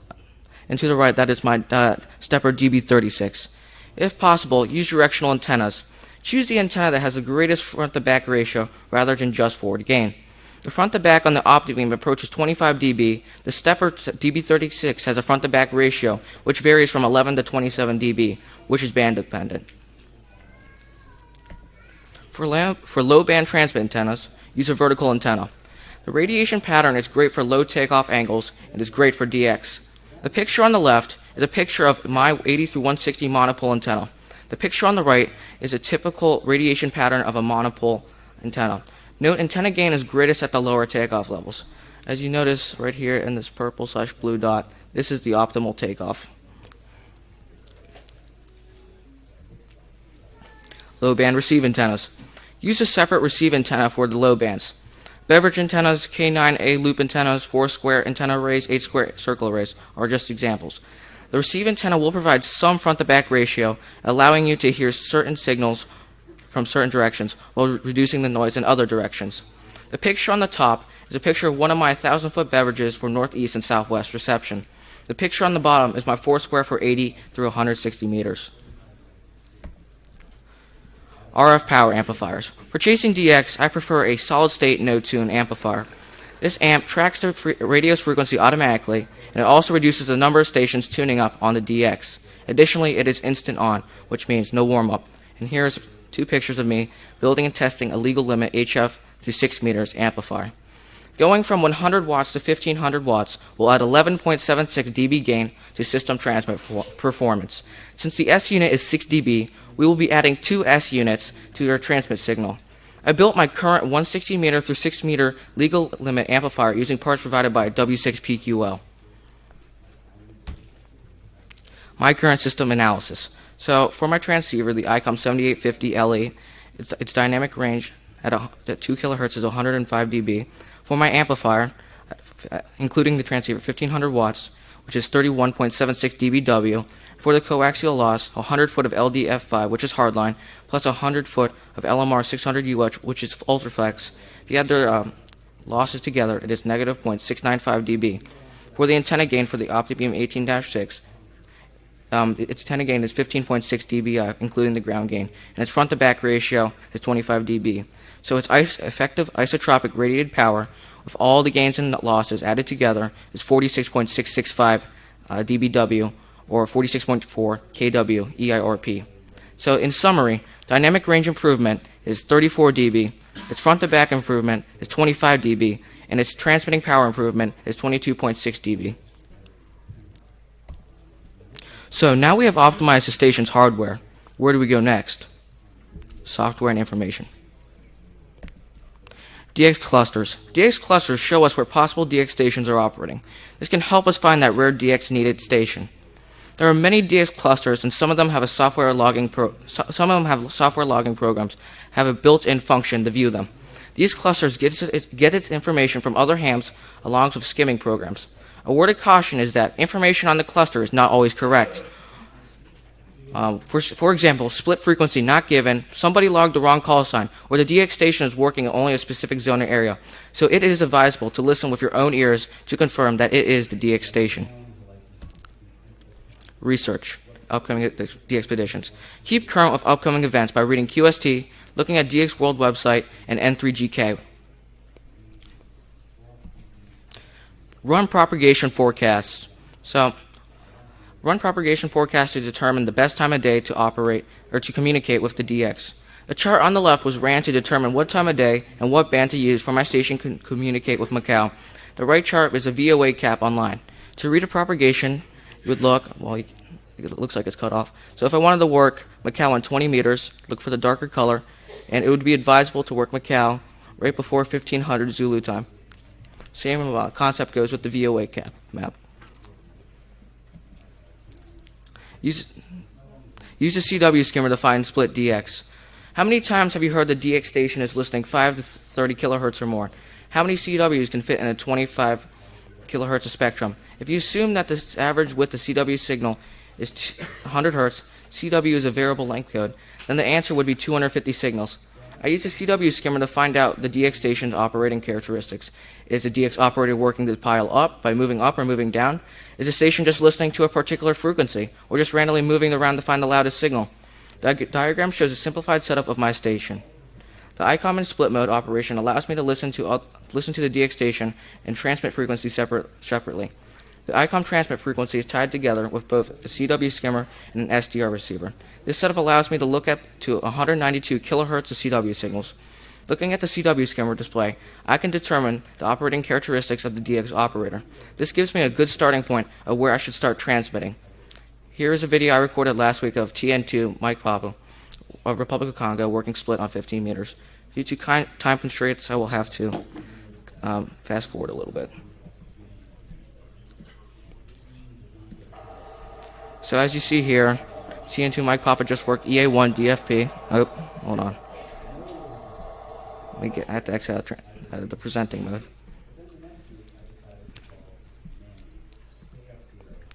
There we go. Now he's working K3RA, as you can see now.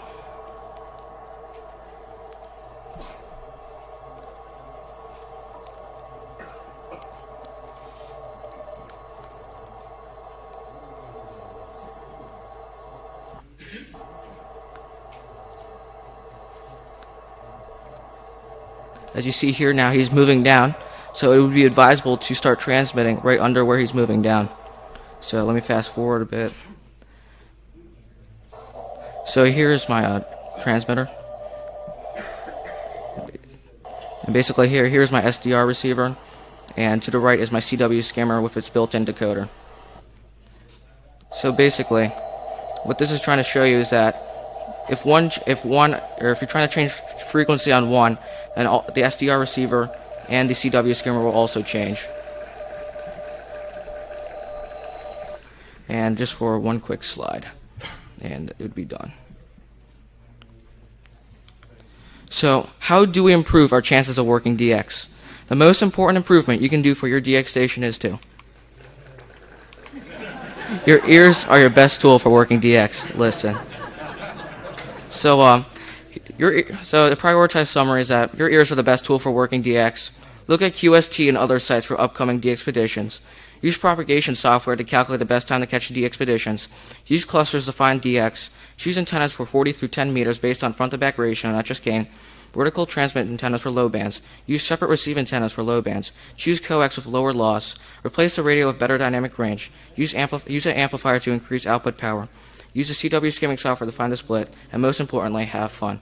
I hope you have a great rest of the Hamfest, and thank you.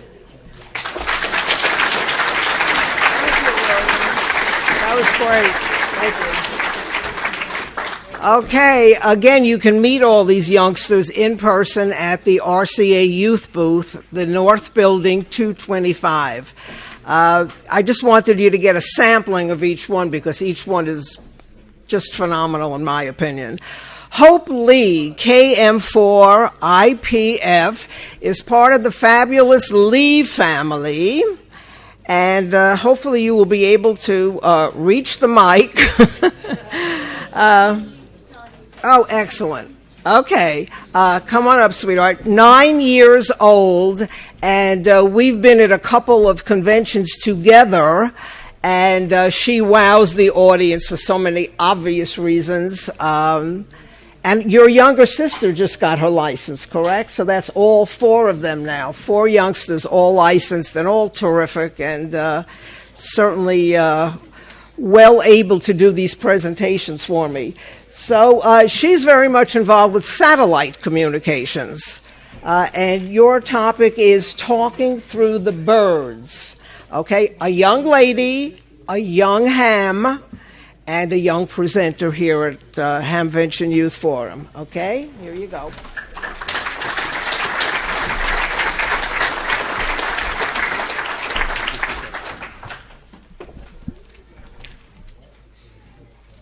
She uses a Mac, so.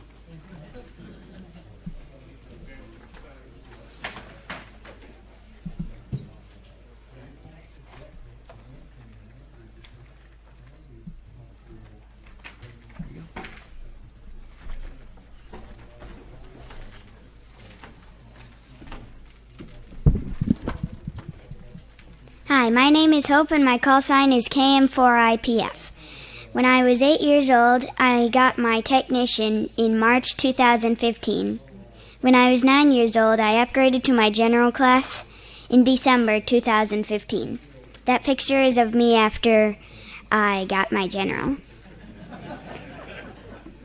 What's really cool is now all of my family are hams, including my little sister Grace, KM4 Tango X-Ray Tango, who got her license on Monday.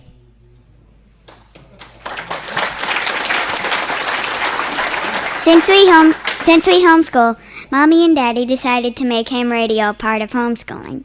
So after studying for 2 weeks, I took my test on a Friday. The next Wednesday, Richard Siff, W4BUE, let us, but mainly my brother and sister, to talk on a satellite. But there's a surprise in store. My license was in the database. Watch the video to see what happened.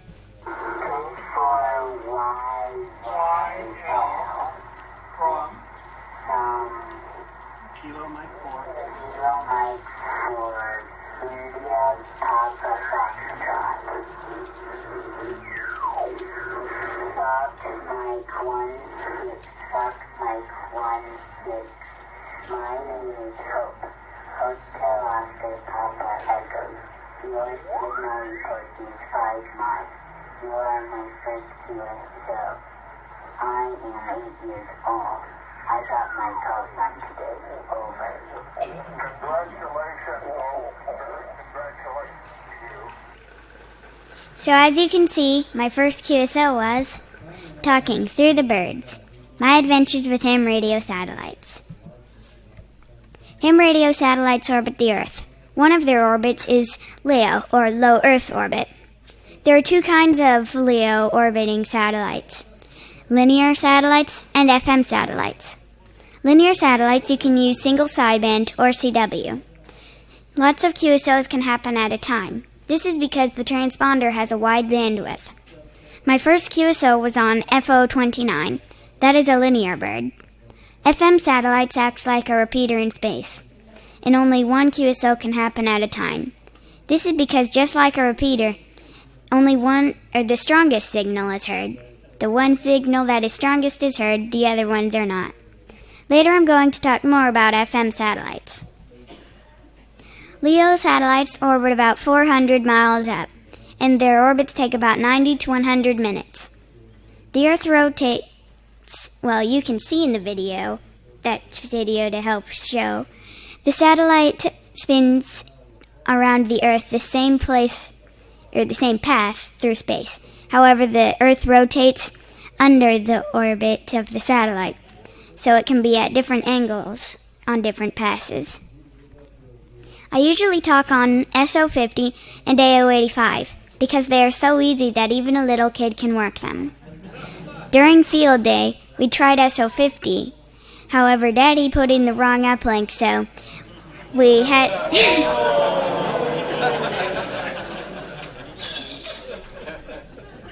Don't worry, Daddy said I could say that.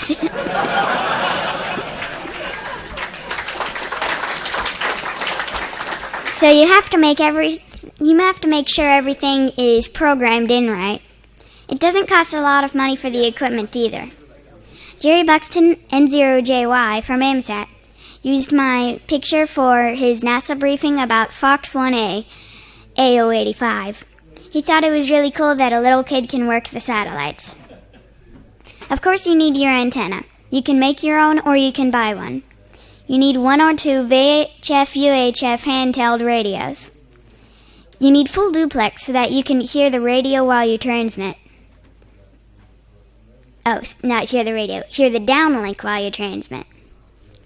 You need an app to predict the satellite passes and a compass. As you can see in the picture, I'm using my compass to find where the satellite will be. I use an Arrow satellite antenna, 2 Yaesu FT60R radios. I use a Heil headset, my daddy's iPhone, and I have a compass, and I have different methods to hold my antenna. That's me at the beach with the radio strapped to the bathing suit and the antenna. Some of the methods I use to hold my antenna are my daddy's work tripod, PVC pipe holder, stick, holding with my own arm, and since I'm not quite strong enough, Daddy's probably the best bet. In this picture, it shows me using the stick and the PVC pipe holder, so that you know how it looks like. The app that I use is called ProSat. ProSat tells when the satellite will come over my location. It also tells the azimuth. Azimuth is where to point the antenna from left to right. It also tells elevation. Elevation is how high to point the antenna into the sky. The azimuth and the elevation put together show the path that the satellite will take through the sky.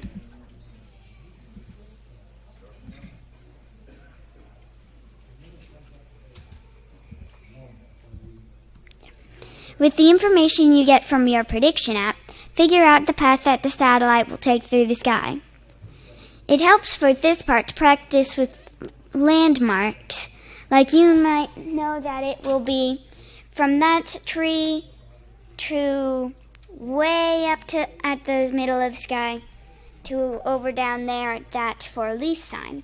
Or maybe it will be anywhere between like that tree to way down at the bottom of the horizon to over to that other tree, or anywhere between that. You have to tune your radios to the correct frequency. You have to wait for the satellite to come over your location. I usually hear the satellite when it reaches about 2 degrees above the horizon. You have to follow the satellite across the sky with your antenna, and depending on the elevation of the pass can last from about 12 to 15 minutes. Doppler shift is having to change frequency. I have to change the Doppler shift when I can't hear the downlink clearly. It's kind of like a train. As it goes by, it makes an ear sound. Some don't understand it like that, but I do. The satellite spins in space, so you have to twist the antenna for polarity. You have to wait your turn. I'm talking about FM because that's what I usually do. But because it's FM, you can only have one station talk at a time. You have to exchange your call sign and give your Maidenhead grid score. There's so much going on, I usually feel like an octopus, or more that I need to be. This is a video showing how easy it is to work a satellite pass. Kilo Mike 4 India Papa Foxtrot EO 99. JM4 ICF Kilo 8 Oscar Echo K8OE Echo Mary 70. QSL Echo Mary 70. I am located in the EL 99. QSL? QSL, thanks so much. Have a good day. Kilo Mike 4 India Papa Foxtrot. So as you can see, it's pretty easy to work a satellite. What's really cool about talking on the satellites is that I get to talk to and meet a lot of people. I talked to UT1FG Maritime Mobile. That means he's on a boat. His name is Yuri. We got to visit his ship, and only one other ham had ever visited his ship before. That picture is of me and my siblings going on to his ship. I've worked a lot of DX, like St. Lucia, Haiti, Mexico, Canada, Cayman Islands, and Texas. I hear they want to be the newest DXCC entity.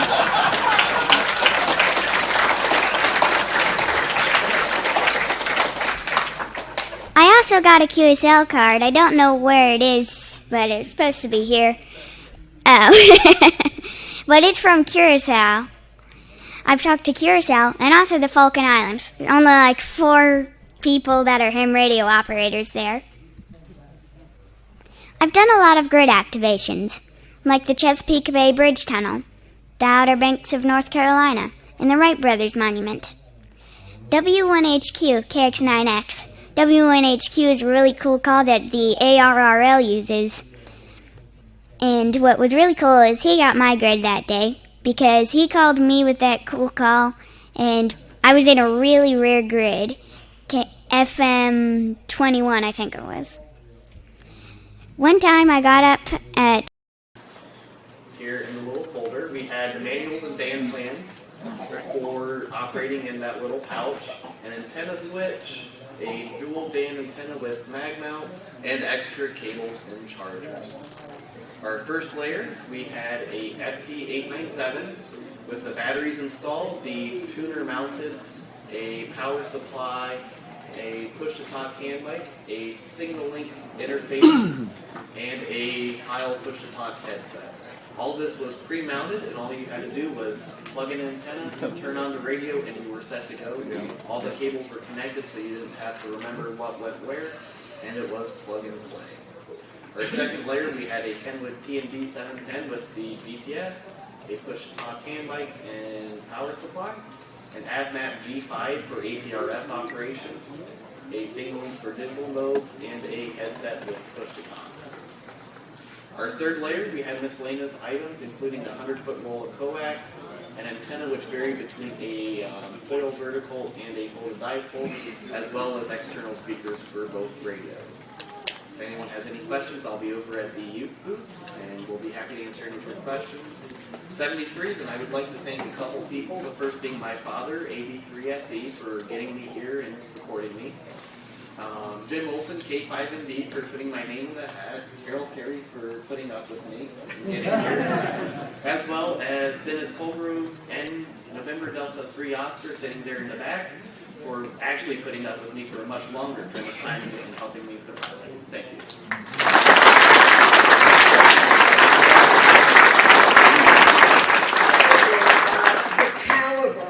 The kids that are being presented to you today, I think, speaks for itself. You have to leave here with a smile and just be so proud to be part of the support for all these young parents. Okay, we're going to start going into quick motion here because We've got thousands of dollars of prizes here that we're yet to give out, so we want to make sure we have time for that. Jacob Nagel, AD0JA, is 16 years old, who will speak about chirp. It's not just for the birds. Using computer software to program your radio. Jacob?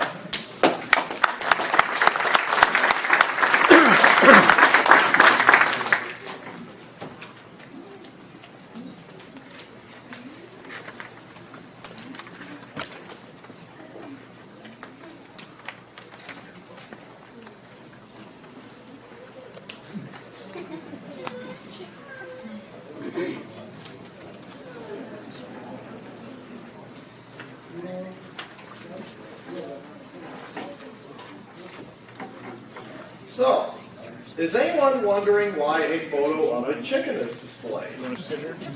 Well, this is a picture of my sister's rooster, Chirp. Although he might be a bit annoyed that amateur radio operators are called hams and not chickens, Chirp is here to help introduce the topic of my presentation, another kind of chirp, which is free, open-source amateur radio programming software. My name is Jacob Nagel, AD0JA, and besides raising a few heritage breeds of chickens, like Chirp, I enjoy working on radio projects and talking on local repeaters. I discovered a common occurrence when talking to new amateur radio operators. Frequently, a new ham might obtain his license, purchase a radio, even make a few contacts, but ends up being intimidated by programming his radio. Sometimes, even long-time hams don't know how to utilize the new radio programming software. So, to solve this dilemma and minimize frustration, I will discuss the available options to program your radio, items needed for programming, and how to program your radio using Chirp software. To start with, 4 options are available to program your radio. First, the previously standard method of manually programming your radio using a printed repeater book and the VFO mode on your radio is inefficient and time-consuming, especially when trying to look up and enter multiple repeaters. Additionally, the book version is only updated yearly before printing, whereas the online repeater directories have the ability for real-time updates. A second option to program your radio involves programming software directly from the manufacturer, which may or may not be available. For example, Kenwood provides free, downloadable programming software, but it is cumbersome to use. Data entry is time-consuming since it also requires either manual or copy and details. As a third option, RT Systems produces its own programming software and cables for most ham radios. It is easy to use, but it is proprietary software and potentially expensive. For example, a programming cable and software bundle for a Kenwood TM V71A costs $55. But even if you have a cable that will work with different radios, each additional radio model requires another $25 in programming software. Finally, the fourth option for programming your radio is Chirp, and an online repeater database like repeaterbook.com. Chirp is downloadable programming software which is open source, not proprietary, and free. Besides being free of charge, another bonus is that it can program a vast array of amateur radios, including Kenwood, ICOM, and Yazoo models, as well as older Kenwood commercial radios. Additionally, data entry, especially for multiple repeaters, is quick and easy by simply copying and pasting information from Repeater Book.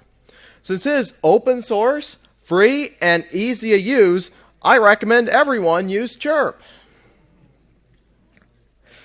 Similarly, the online repeater database I recommend is Repeater Book. Repeater Book is a free service provided by amateur radio operators who volunteer as state administrators. Recently, Repeater Book became available for repeaters worldwide. And I personally make daily updates to the Missouri, Illinois, and Indiana repeaters so the information is as up-to-date as possible. Furthermore, Radio Reference and RF Finder are both paid subscription services, and the other database option on Chirp only contains European repeaters.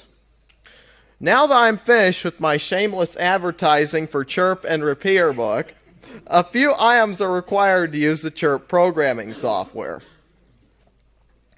First, regarding the computer operating system, Chirp requires Windows XP or a newer operating system.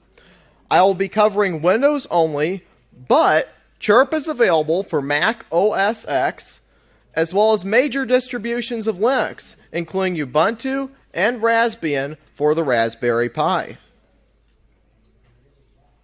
Next, a radio programming cable with a serial connector is needed. I specifically recommend a cable with a serial connector. The cheaper cables that come with the USB connector have counterfeit prolific chips that are difficult, if not impossible, to use. I have heard that the $20 to $25 cables with FTDI chips work fine. However, it is cheaper to buy the cables with serial connectors, especially if you'll be programming several different models of radios. Also, determine the specific cable needed for your radio by either checking the owner's manual or looking at the ham mic connector, which is typically used for programming the radio. Most of the popular low-cost handhelds use a cable with a two-prong connector as shown and can be purchased for around $10. Instead of a hand mic connection, some radios are programmed through a specific data connector. However, such cables with a data connector are also around $10. Additionally, a serial port is required. So, if your computer does not have a serial port, a USB to serial converter is needed. I recommend the TrendNet TU-S9 USB to serial converter because it causes no RFI, uses a genuine prolific chip, is plug and play, and only costs about $10. The final item required is the actual Chirp software. The Chirp programming software can be downloaded from the chirp.danplanet.com web link shown on the screen. Click on the Windows Daily Builds link and click on the Windows installer, which will be highlighted in green to start the download. After downloading Chirp, as well as securing a serial port converter if needed and a programming cable, Chirp is ready for installation. First, locate the Chirp installer labeled Chirp-Daily-whatever the date is, -installer, which will most likely be found in the Downloads folder on Windows 7 and higher operating systems. Double-click on it to launch the installer and click the Install button. When the installer is finished, click the Close button. Now that Chirp is installed, it is time to set up the radio connection and program the radio. First, plug the programming cable into the radio. Second, connect the programming cable to a serial port on the computer. If no serial port exists, connect the programming cable to the computer using a USB to serial converter. Third, open the Start menu, type in Device Manager, and click on Device Manager. Fourth, Device Manager will appear. Find the group labeled Ports, Common LPT, and double-click on it. If your computer has a physical serial port, most likely it will be COM1 or COM2. If using a USB to serial converter, look for the prolific USB to serial COM port device, write down the COM port number, and close the Device Manager. Next, click on the Start menu, go to All Programs, and click on Chirp. Once Chirp launches, click on the Radio menu tab and then select Download from Radio. Select the COM port you wrote down, the radio vendor, and the radio model from the drop-down menus. All right, is everyone with me on step 8? We are already halfway through the steps. The 8th step is to turn on your radio that is connected to the programming cable and click OK in the box. Follow any instructions that appear. Some radios have to be put in clone mode, while others download right away. Then, once Chirp has downloaded the memory data from your radio, click the File menu tab, then click Save As, and save the image of the data in a convenient place on your computer. 10th, click on the Radio menu tab again, hover over the Query Data Source, and then select Repeater Book. Select the state and county and band if needed.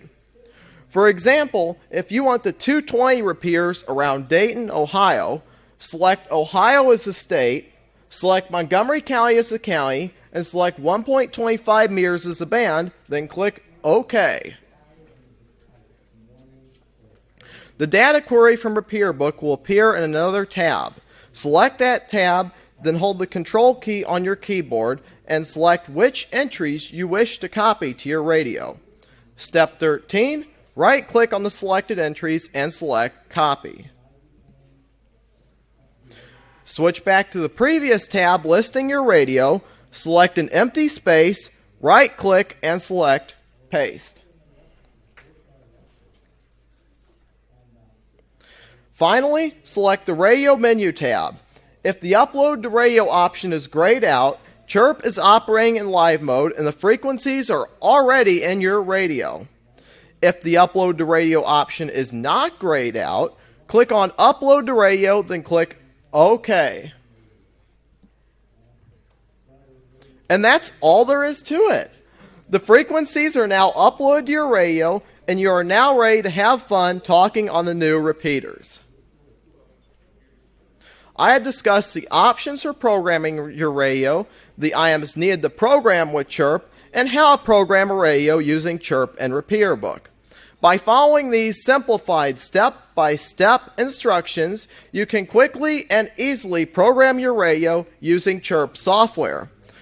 For more information on Chirp, visit the website chirp.danplanet.com. Remember, as our rooster Chirp would say, don't be chicken, try Chirp.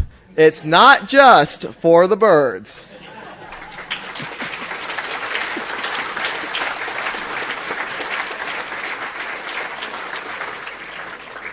Are there any quick questions? Okay. Thank you. Quick questions can be at the RCA booth, 225 at the youth booth. That's why we're sending all the kids there. What a voice! What a speaking voice. When I speak with him on the phone, I feel like I'm speaking with a broadcasting person. Okay, the next young man, Marty Sulloway, KC1CWF, is 13 years old. I met him at Boxborough in August, and after speaking with him for 4 minutes, I said, you're hired. You're coming to the Youth Forum. And at least 8 different radio organizations have contacted me to say, did you get Marty as a speaker? Here's Marty. You'll love this. Marty Sulloway, KC1CWF.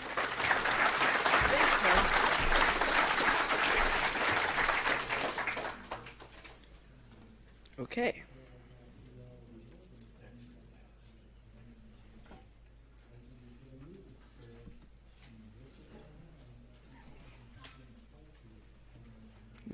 Okay.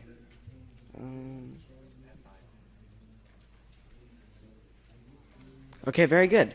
Hello, everybody. I'm Marty, KC1CWF, and today we'll be talking about some homebrewing fun and building equipment for contest stations. So, who am I? Hi, as I say, I'm Marty, KC1CWF. I'm 14, live in Newton, Massachusetts, and I'm very active radio operator, mainly involved with radio sport, contesting, and other activities like that, and homebrewing. So what is homebrewing? Obviously, we're here to talk about that today. Or why do we homebrew, more importantly? Well, we homebrew for another reasons, or the main reasons I homebrew are often for the cost. When I make something by myself, I can often do that for cheaper than it would cost if I were to buy a part or a piece of gear off the shelf. It can also be made to fit my needs. Sometimes what's available in the stores isn't actually what I need, and instead of piecing something together that would sort of do what I need, I can buy it myself. And it's fun! Working on something you're proud of, building it yourself is really exciting. And it's a learning moment, too. You don't know it all, so it's a great way to practice your skills, building something that you can use in your station every day. You can improve your soldering or experiment with new technology, so it's all really fun. So, if you saw the beginning, that first slide, it mentioned contesting. So where does that fit into all of this? Every station for contesting is different and must fit the needs of the operator or operators in the station. Often, the exact piece of gear needed for a large, complex, or advanced contest station isn't on the market or doesn't even exist. An example would be that many contest stations are quite large and have many antennas and antenna systems, and they need to all be handled in a special way. And again, customization is needed to fit the needs of the operator. So my project and my example here for you today is antenna switching. An asset in contest station design and operation is automation, and removing as many of the unnecessary controls from the operator as possible. Automation of critical tasks is really helpful, especially after you've been in the chair for a long period, or maybe you haven't slept in 2 days. And I, at home personally, got very sick of manually switching my antennas every time I changed bands or needed to beam a different direction or something like that. And I was also afraid of selecting the wrong antennas then and again, maybe after 40, 45 hours in a chair, maybe sleeping for 2 hours, old, cranky, and it's easy to screw up critical things in a station that could really break something or have negative impact at that point. Many leading stations do have systems that will automate antenna switching and take those controls out of the operator's hands. As you can imagine, it's very critical that you don't select the wrong antenna, you don't break something, you don't blow up an amplifier or a radio in the middle of a contest. And there's many products on the market that do this and allow for automation of antenna switching antennas or maybe bandpass filters in a contest station. But there wasn't anything that really was on my price range or did what I wanted to do. So I figured I'd build a system that did what I wanted to do. So my project, as I say, is antenna switching. For my project, I had a few goals. I wanted the full automation of my station for switching of antennas and bandpass filters. The ability to take manual control after something breaks or a part blows in the middle of a contest and I don't want to end or stop.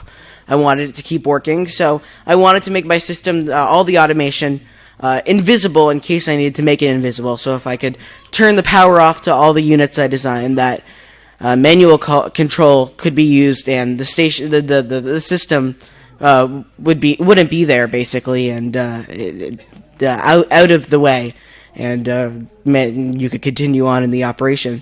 I wanted the system to be available to handle more gear in the future besides antennas, like bandpass filters, and I wanted to keep as much switching and coaxes and other distractions away from the operating position, so I could have my area as clean and organized as possible to keep my hands on the keyboard and focus on being as efficient as possible. In the picture below, you see a board, a relay an off-the-shelf relay board that was used as part of my project to allow automation, and that actually is a built-in web server that can be controlled using some basic code to switch and control antennas. So there's a little bit of hardware I used for this project. All of it was kind of cobbled off the shelf and wired together. Parts of it came from different places and kind of constructed to fit my needs. So I have a relay board, which is really a remote coax switch that can be in the yard, or I currently have it in my yard, that has all my HF antennas going into it. And that can be controlled using a normal control console, like is shown right. No, the slides didn't switch, did they? They switched back. I apologize, everybody. Sorry, there's a malfunction here.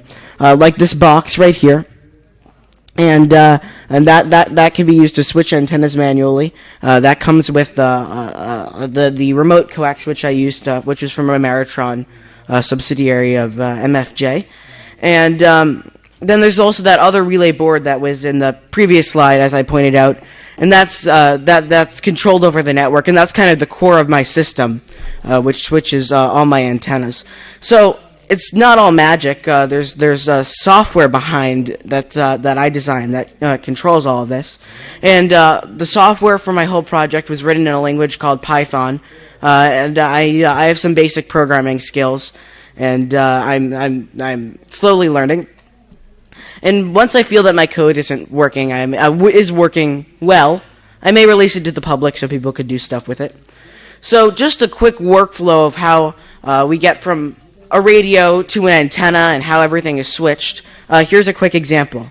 The radio is connected to a computer, which is running a contest logging software in a contest. I think I have support designed to work with a number of contesting software packages, but in my case, I've been using N1MM Plus, and the software sends out a frequency broadcast over the wireless network, and that contains obviously some key information about the frequency and the mode that the radio is in, and that then goes to my software, which can decode that and figure out which radio it's coming from, and if what antenna should be there, and what's the best antenna on the band that I can use if I have multiple antennas, maybe for a second radio and I want the best antenna on one radio. And then that software can send commands to that control board with the network server that I showed in a few pictures back, which will then send 12-volt power out to the actual remote coax switch, which is stationed in the yard. So just a quick diagram that shows all this is right here. We have the radio again, which talks to the computer, which then can talk to the relay board that I bought off the shelf that has that controller in it. And that goes immediately to the coax switch, or that manual controller can go straight through and come around without going through the computer or the relay board. This all can be bypassed. And again, the switching scheme out of this box, there's a number of small, tiny relays mounted on a printed circuit board, which can switch 12-volt power over what's called binary coded decimal, with three different wires to choose 8 different antennas. The software that controls all this has a nice user interface, and compatible with Mac and PC and Linux as well. And it's not connected to that relay box I showed earlier, so that can be out of the way. And this is really powerful. And here's a few examples of this running fully automatically, and then a manual mode, and then just a testing screen all the way over on the end for use in a Mac operating system. So the results. This system has worked extremely well in some recent contests. I made close to 1,000 QSOs in a part-time effort during the CQWPX contest with just low wire antennas at home. I did not have a lot of time to operate, but it proved that the station works well. Haven't blown anything up yet. That's pretty good if you ask me.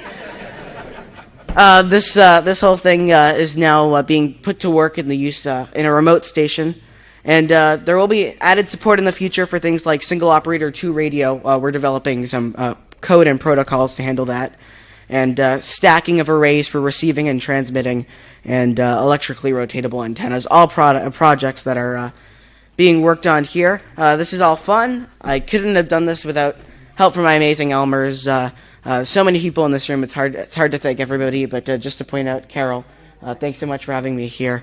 Chip, W1YW, over there in the crowd. So many of you, it's hard to thank everybody, and I really appreciate it. And I got to learn a lot. I am still here. I can talk to you about it. I'm not in the fetal position under my desk crying in the corner. So I think this whole thing worked out well. Thank you so much. I appreciate it.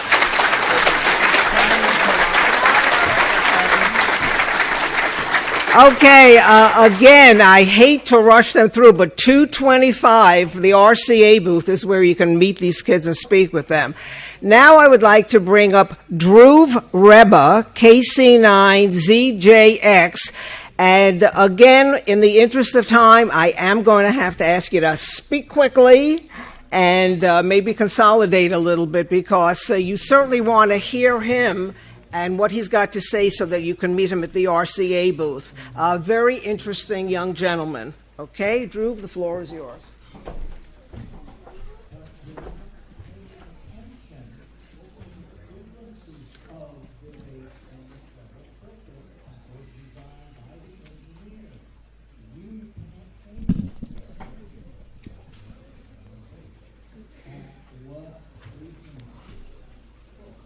Good morning, my name is Dhruv Reba, Kilo Charlie 9 Zulu Juliet X-Ray, and I live in Bloomington Normal, Illinois, and I am in 6th grade, and this is my 4th time in a row coming to the Hamvention. Today I'm going to talk about my inspirations and accomplishments in my community service in the United States and India. The beginning. Me and Mr. Ramon are going to the Dayton Hamvention 2013 for the first time. So how did I get inspired towards ham radio? I was mostly inspired by Dr. Kelly Hall, Mr. Ramon, Mr. Satya, and last but not least, my dad. My dad is a ham for 27 years and has been actively involved in providing help in earthquakes and flood relief. These are some pictures of the Dayton Hamvention 2013. I built an AM radio in less than 10 minutes at the ARRL Youth Lounge that year. After the Hamvention, I studied for my technician class exam during my summer break, and I passed it. My call sign is KC9ZJX. That made me the youngest amateur radio operator from the Indian origin in the state of Illinois. LIMCA officially declared that in the LIMCA Book of Records. This gave me an opportunity to inspire the youth to get into the world of ham radio by letting them know the importance of ham radio. The youth includes my school classmates and some school students in India. This is the LIMCA Book of Records webpage from 2015 and 2016. Mr. Keith Hansen, Norm Huber, and Tom Planer helped me set up an antenna in my backyard, and the CIRC, the Central Illinois Radio Club, got me involved as a volunteer in various community activities. And they're right there. This is the international dinner at the Dayton Hamvention 2014. And these are a few more pictures. And that's me at the Wright Brothers Museum. And these are more pictures of the Dayton Hamvention 2014. That's me with AMSAT's new prototype satellite. That year, I met astronaut Colonel Douglas Wheelock, KF5BOC, and I had a TV interview with Ham Radio Now and Tom at W5KUB.com. These are a few pictures of my felicitation at the NIAR, the National Institute of Amateur Radio in India, and I was getting a Beifeng UV5R. I participated in a ham radio awareness program for local engineering college students at the NIAR. And this is a picture with some of the college students and me doing the speech. I passed my general class exam in January 2015. That's me studying for my general, and that's me with some of the examiners. This is my dinner with international hams at the Dayton Hamvention 2015.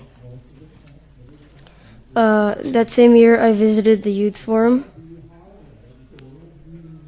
I'm excited to say that I'm working on the ARIS program in my school, Chiddix Junior High School, and we're partnered with the Children's Discovery Museum. And my science teacher, Mrs. Hopper, and our principal, Mr. Allen, and my dad, VU2 SPZ, and with the CIRC's help, I'm looking forward to set this up. And this is me with Mrs. Deborah Johnson when she was giving me information about the ARIS program last year. I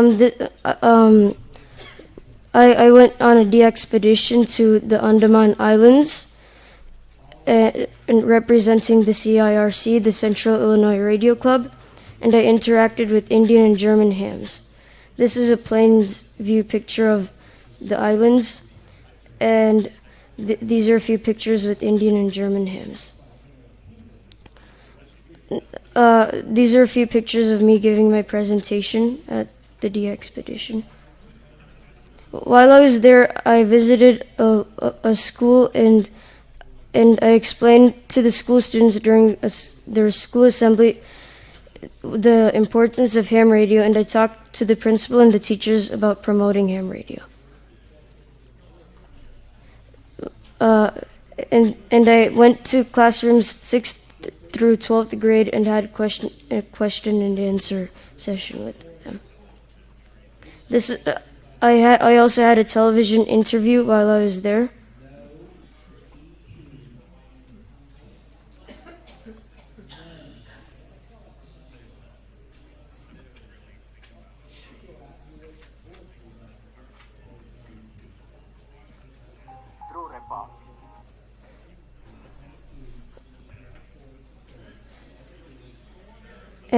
And we also erected the antenna, and this is me helping erect the antenna.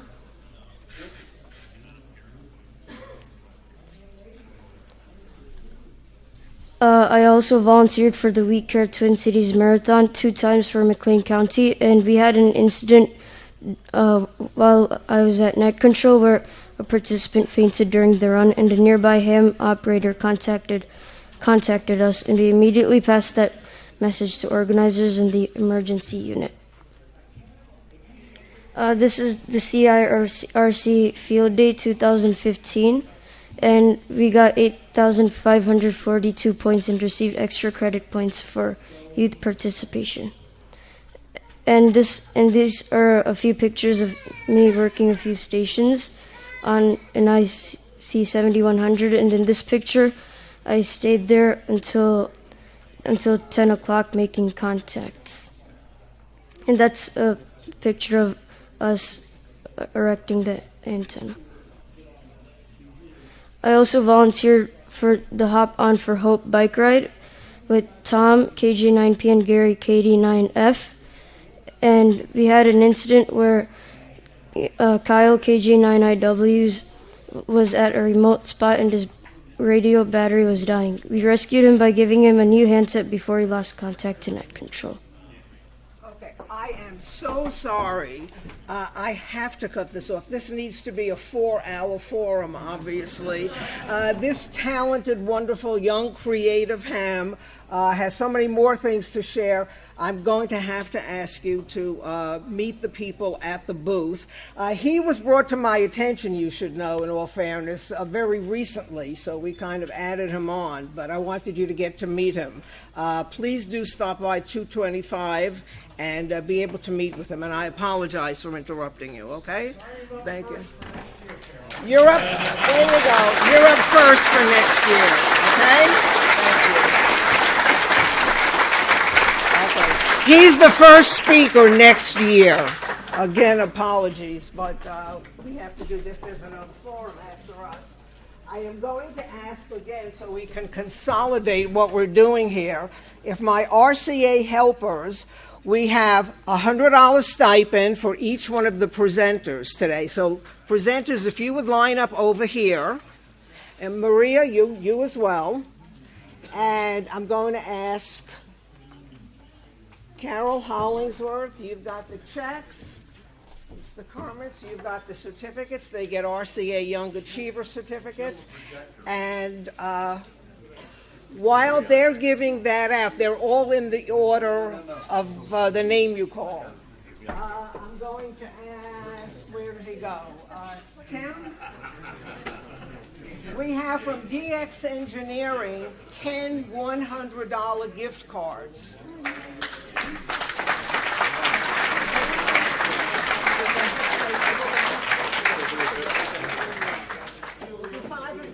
Once Carol gets Okay, that, then I'll 5 call your kids, names out because these are in order. 5 and I'm not adults, visible to the box. $100 gift card. And this is Tim Duffy, president of RCA, and also from DX Engineering, who did this nice donation. Okay? So, the first winner. Sean Keck, KK4CHX. Yep, okay. There's yours. Congratulations. Okay. Next one is, drum roll, William. John Ferguson.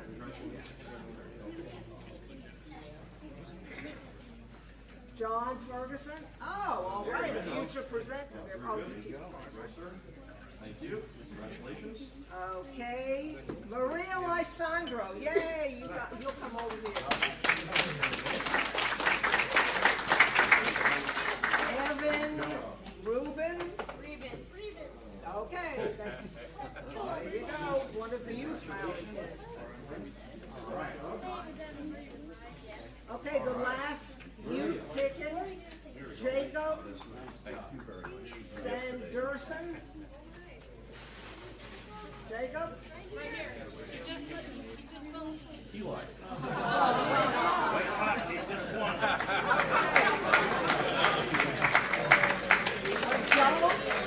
Sam Logan.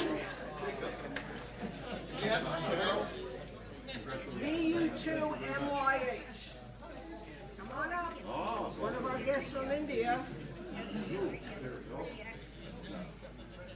Sam Polanetsky. Come on up. Lance DIT, thank you. Everything works. AK4, LK. And Marty. There we go. Congratulations. Thank you. Okay, I'll ask. John Egger, K4EGG. Oh, well, that's for free. Oh, no, they now come over here. This way. Ray, hold it up. This is Ray Novak from ICOM. Look what the kids are getting who presented.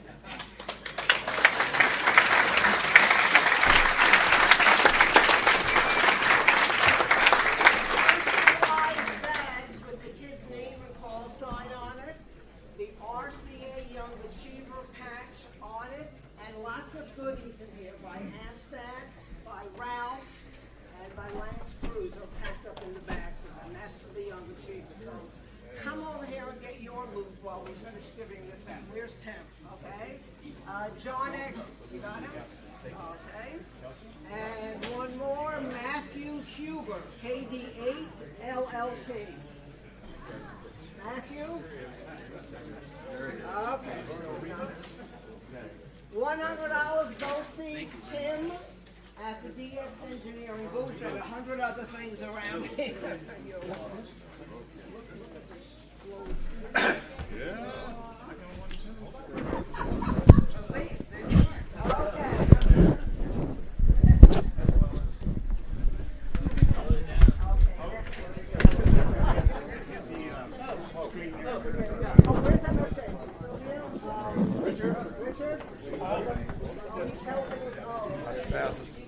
Just leave it run for a moment.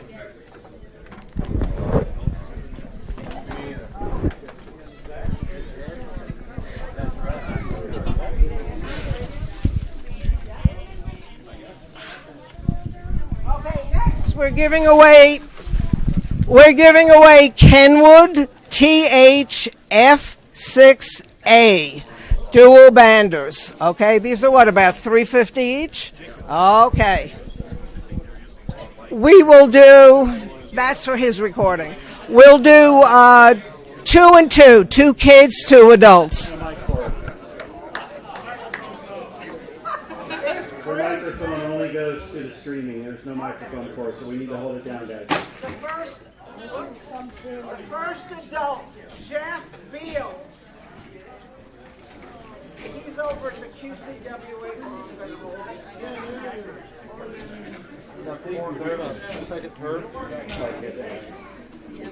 Ed Deutsch, KC9GF. There you go. Would you please give that to him?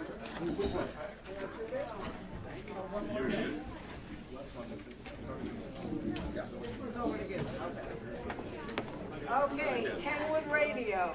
Ben Kowalski. Ben. Okay, here's Ben. Jacob Nagal, where are you? Some more loot for you. MFJ is supplying MFJ is supplying the antennas, so the wonderful ICOM radios that all the presenters are getting. Okay, let me have the high. This is a Heil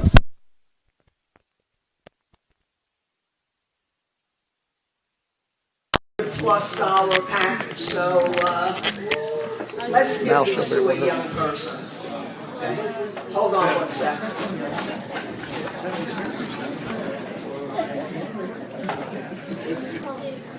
This is for Grace Lee, KM4TXT.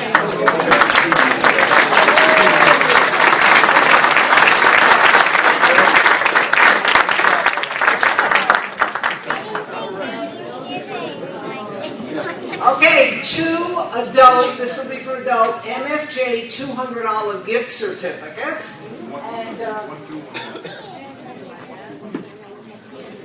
one 200, one 100. Wave. No, they're sponsored. Yeah, but he worked with you. These 2 are responsible for these gift certificates for you. MFJ and Ralph's Club, the Lance Cruise Club. Okay, the $100 certificate. Denny Colgrove. Denny, there he is.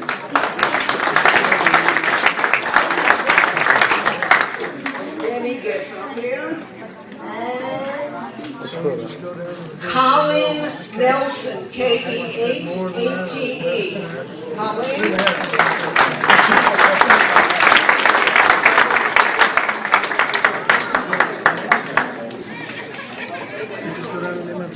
Okay, 19 and below age, MFJ $100 gift certificate.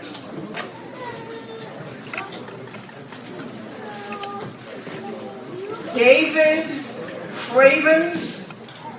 David? Good, a young person's coming up.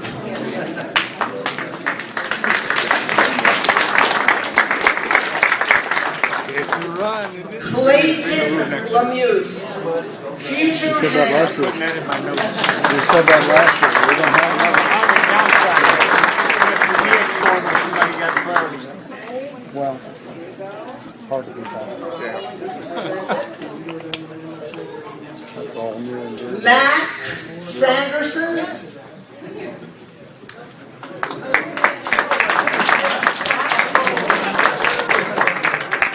Oh, this is a Future Youth Forum presenter.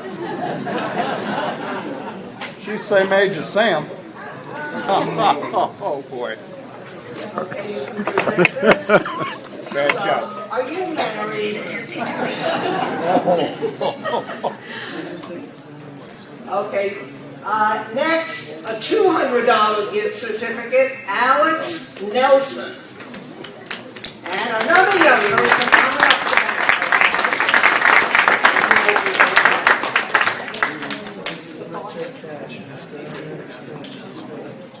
Adult.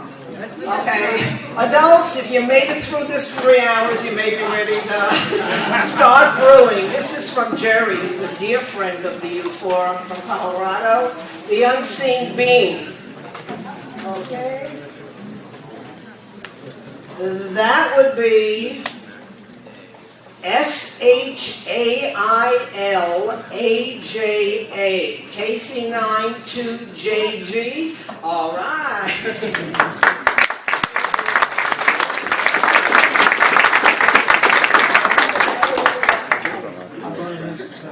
Oh, okay.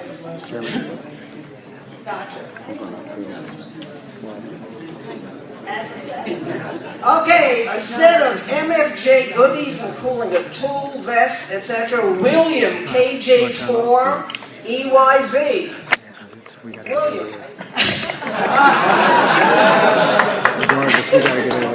Bring you wall trucks next time. He'll give that to a sibling, right? Right. Okay, next. You know what? We're going to take the ARRL manuals out to the back so we don't tie up things here.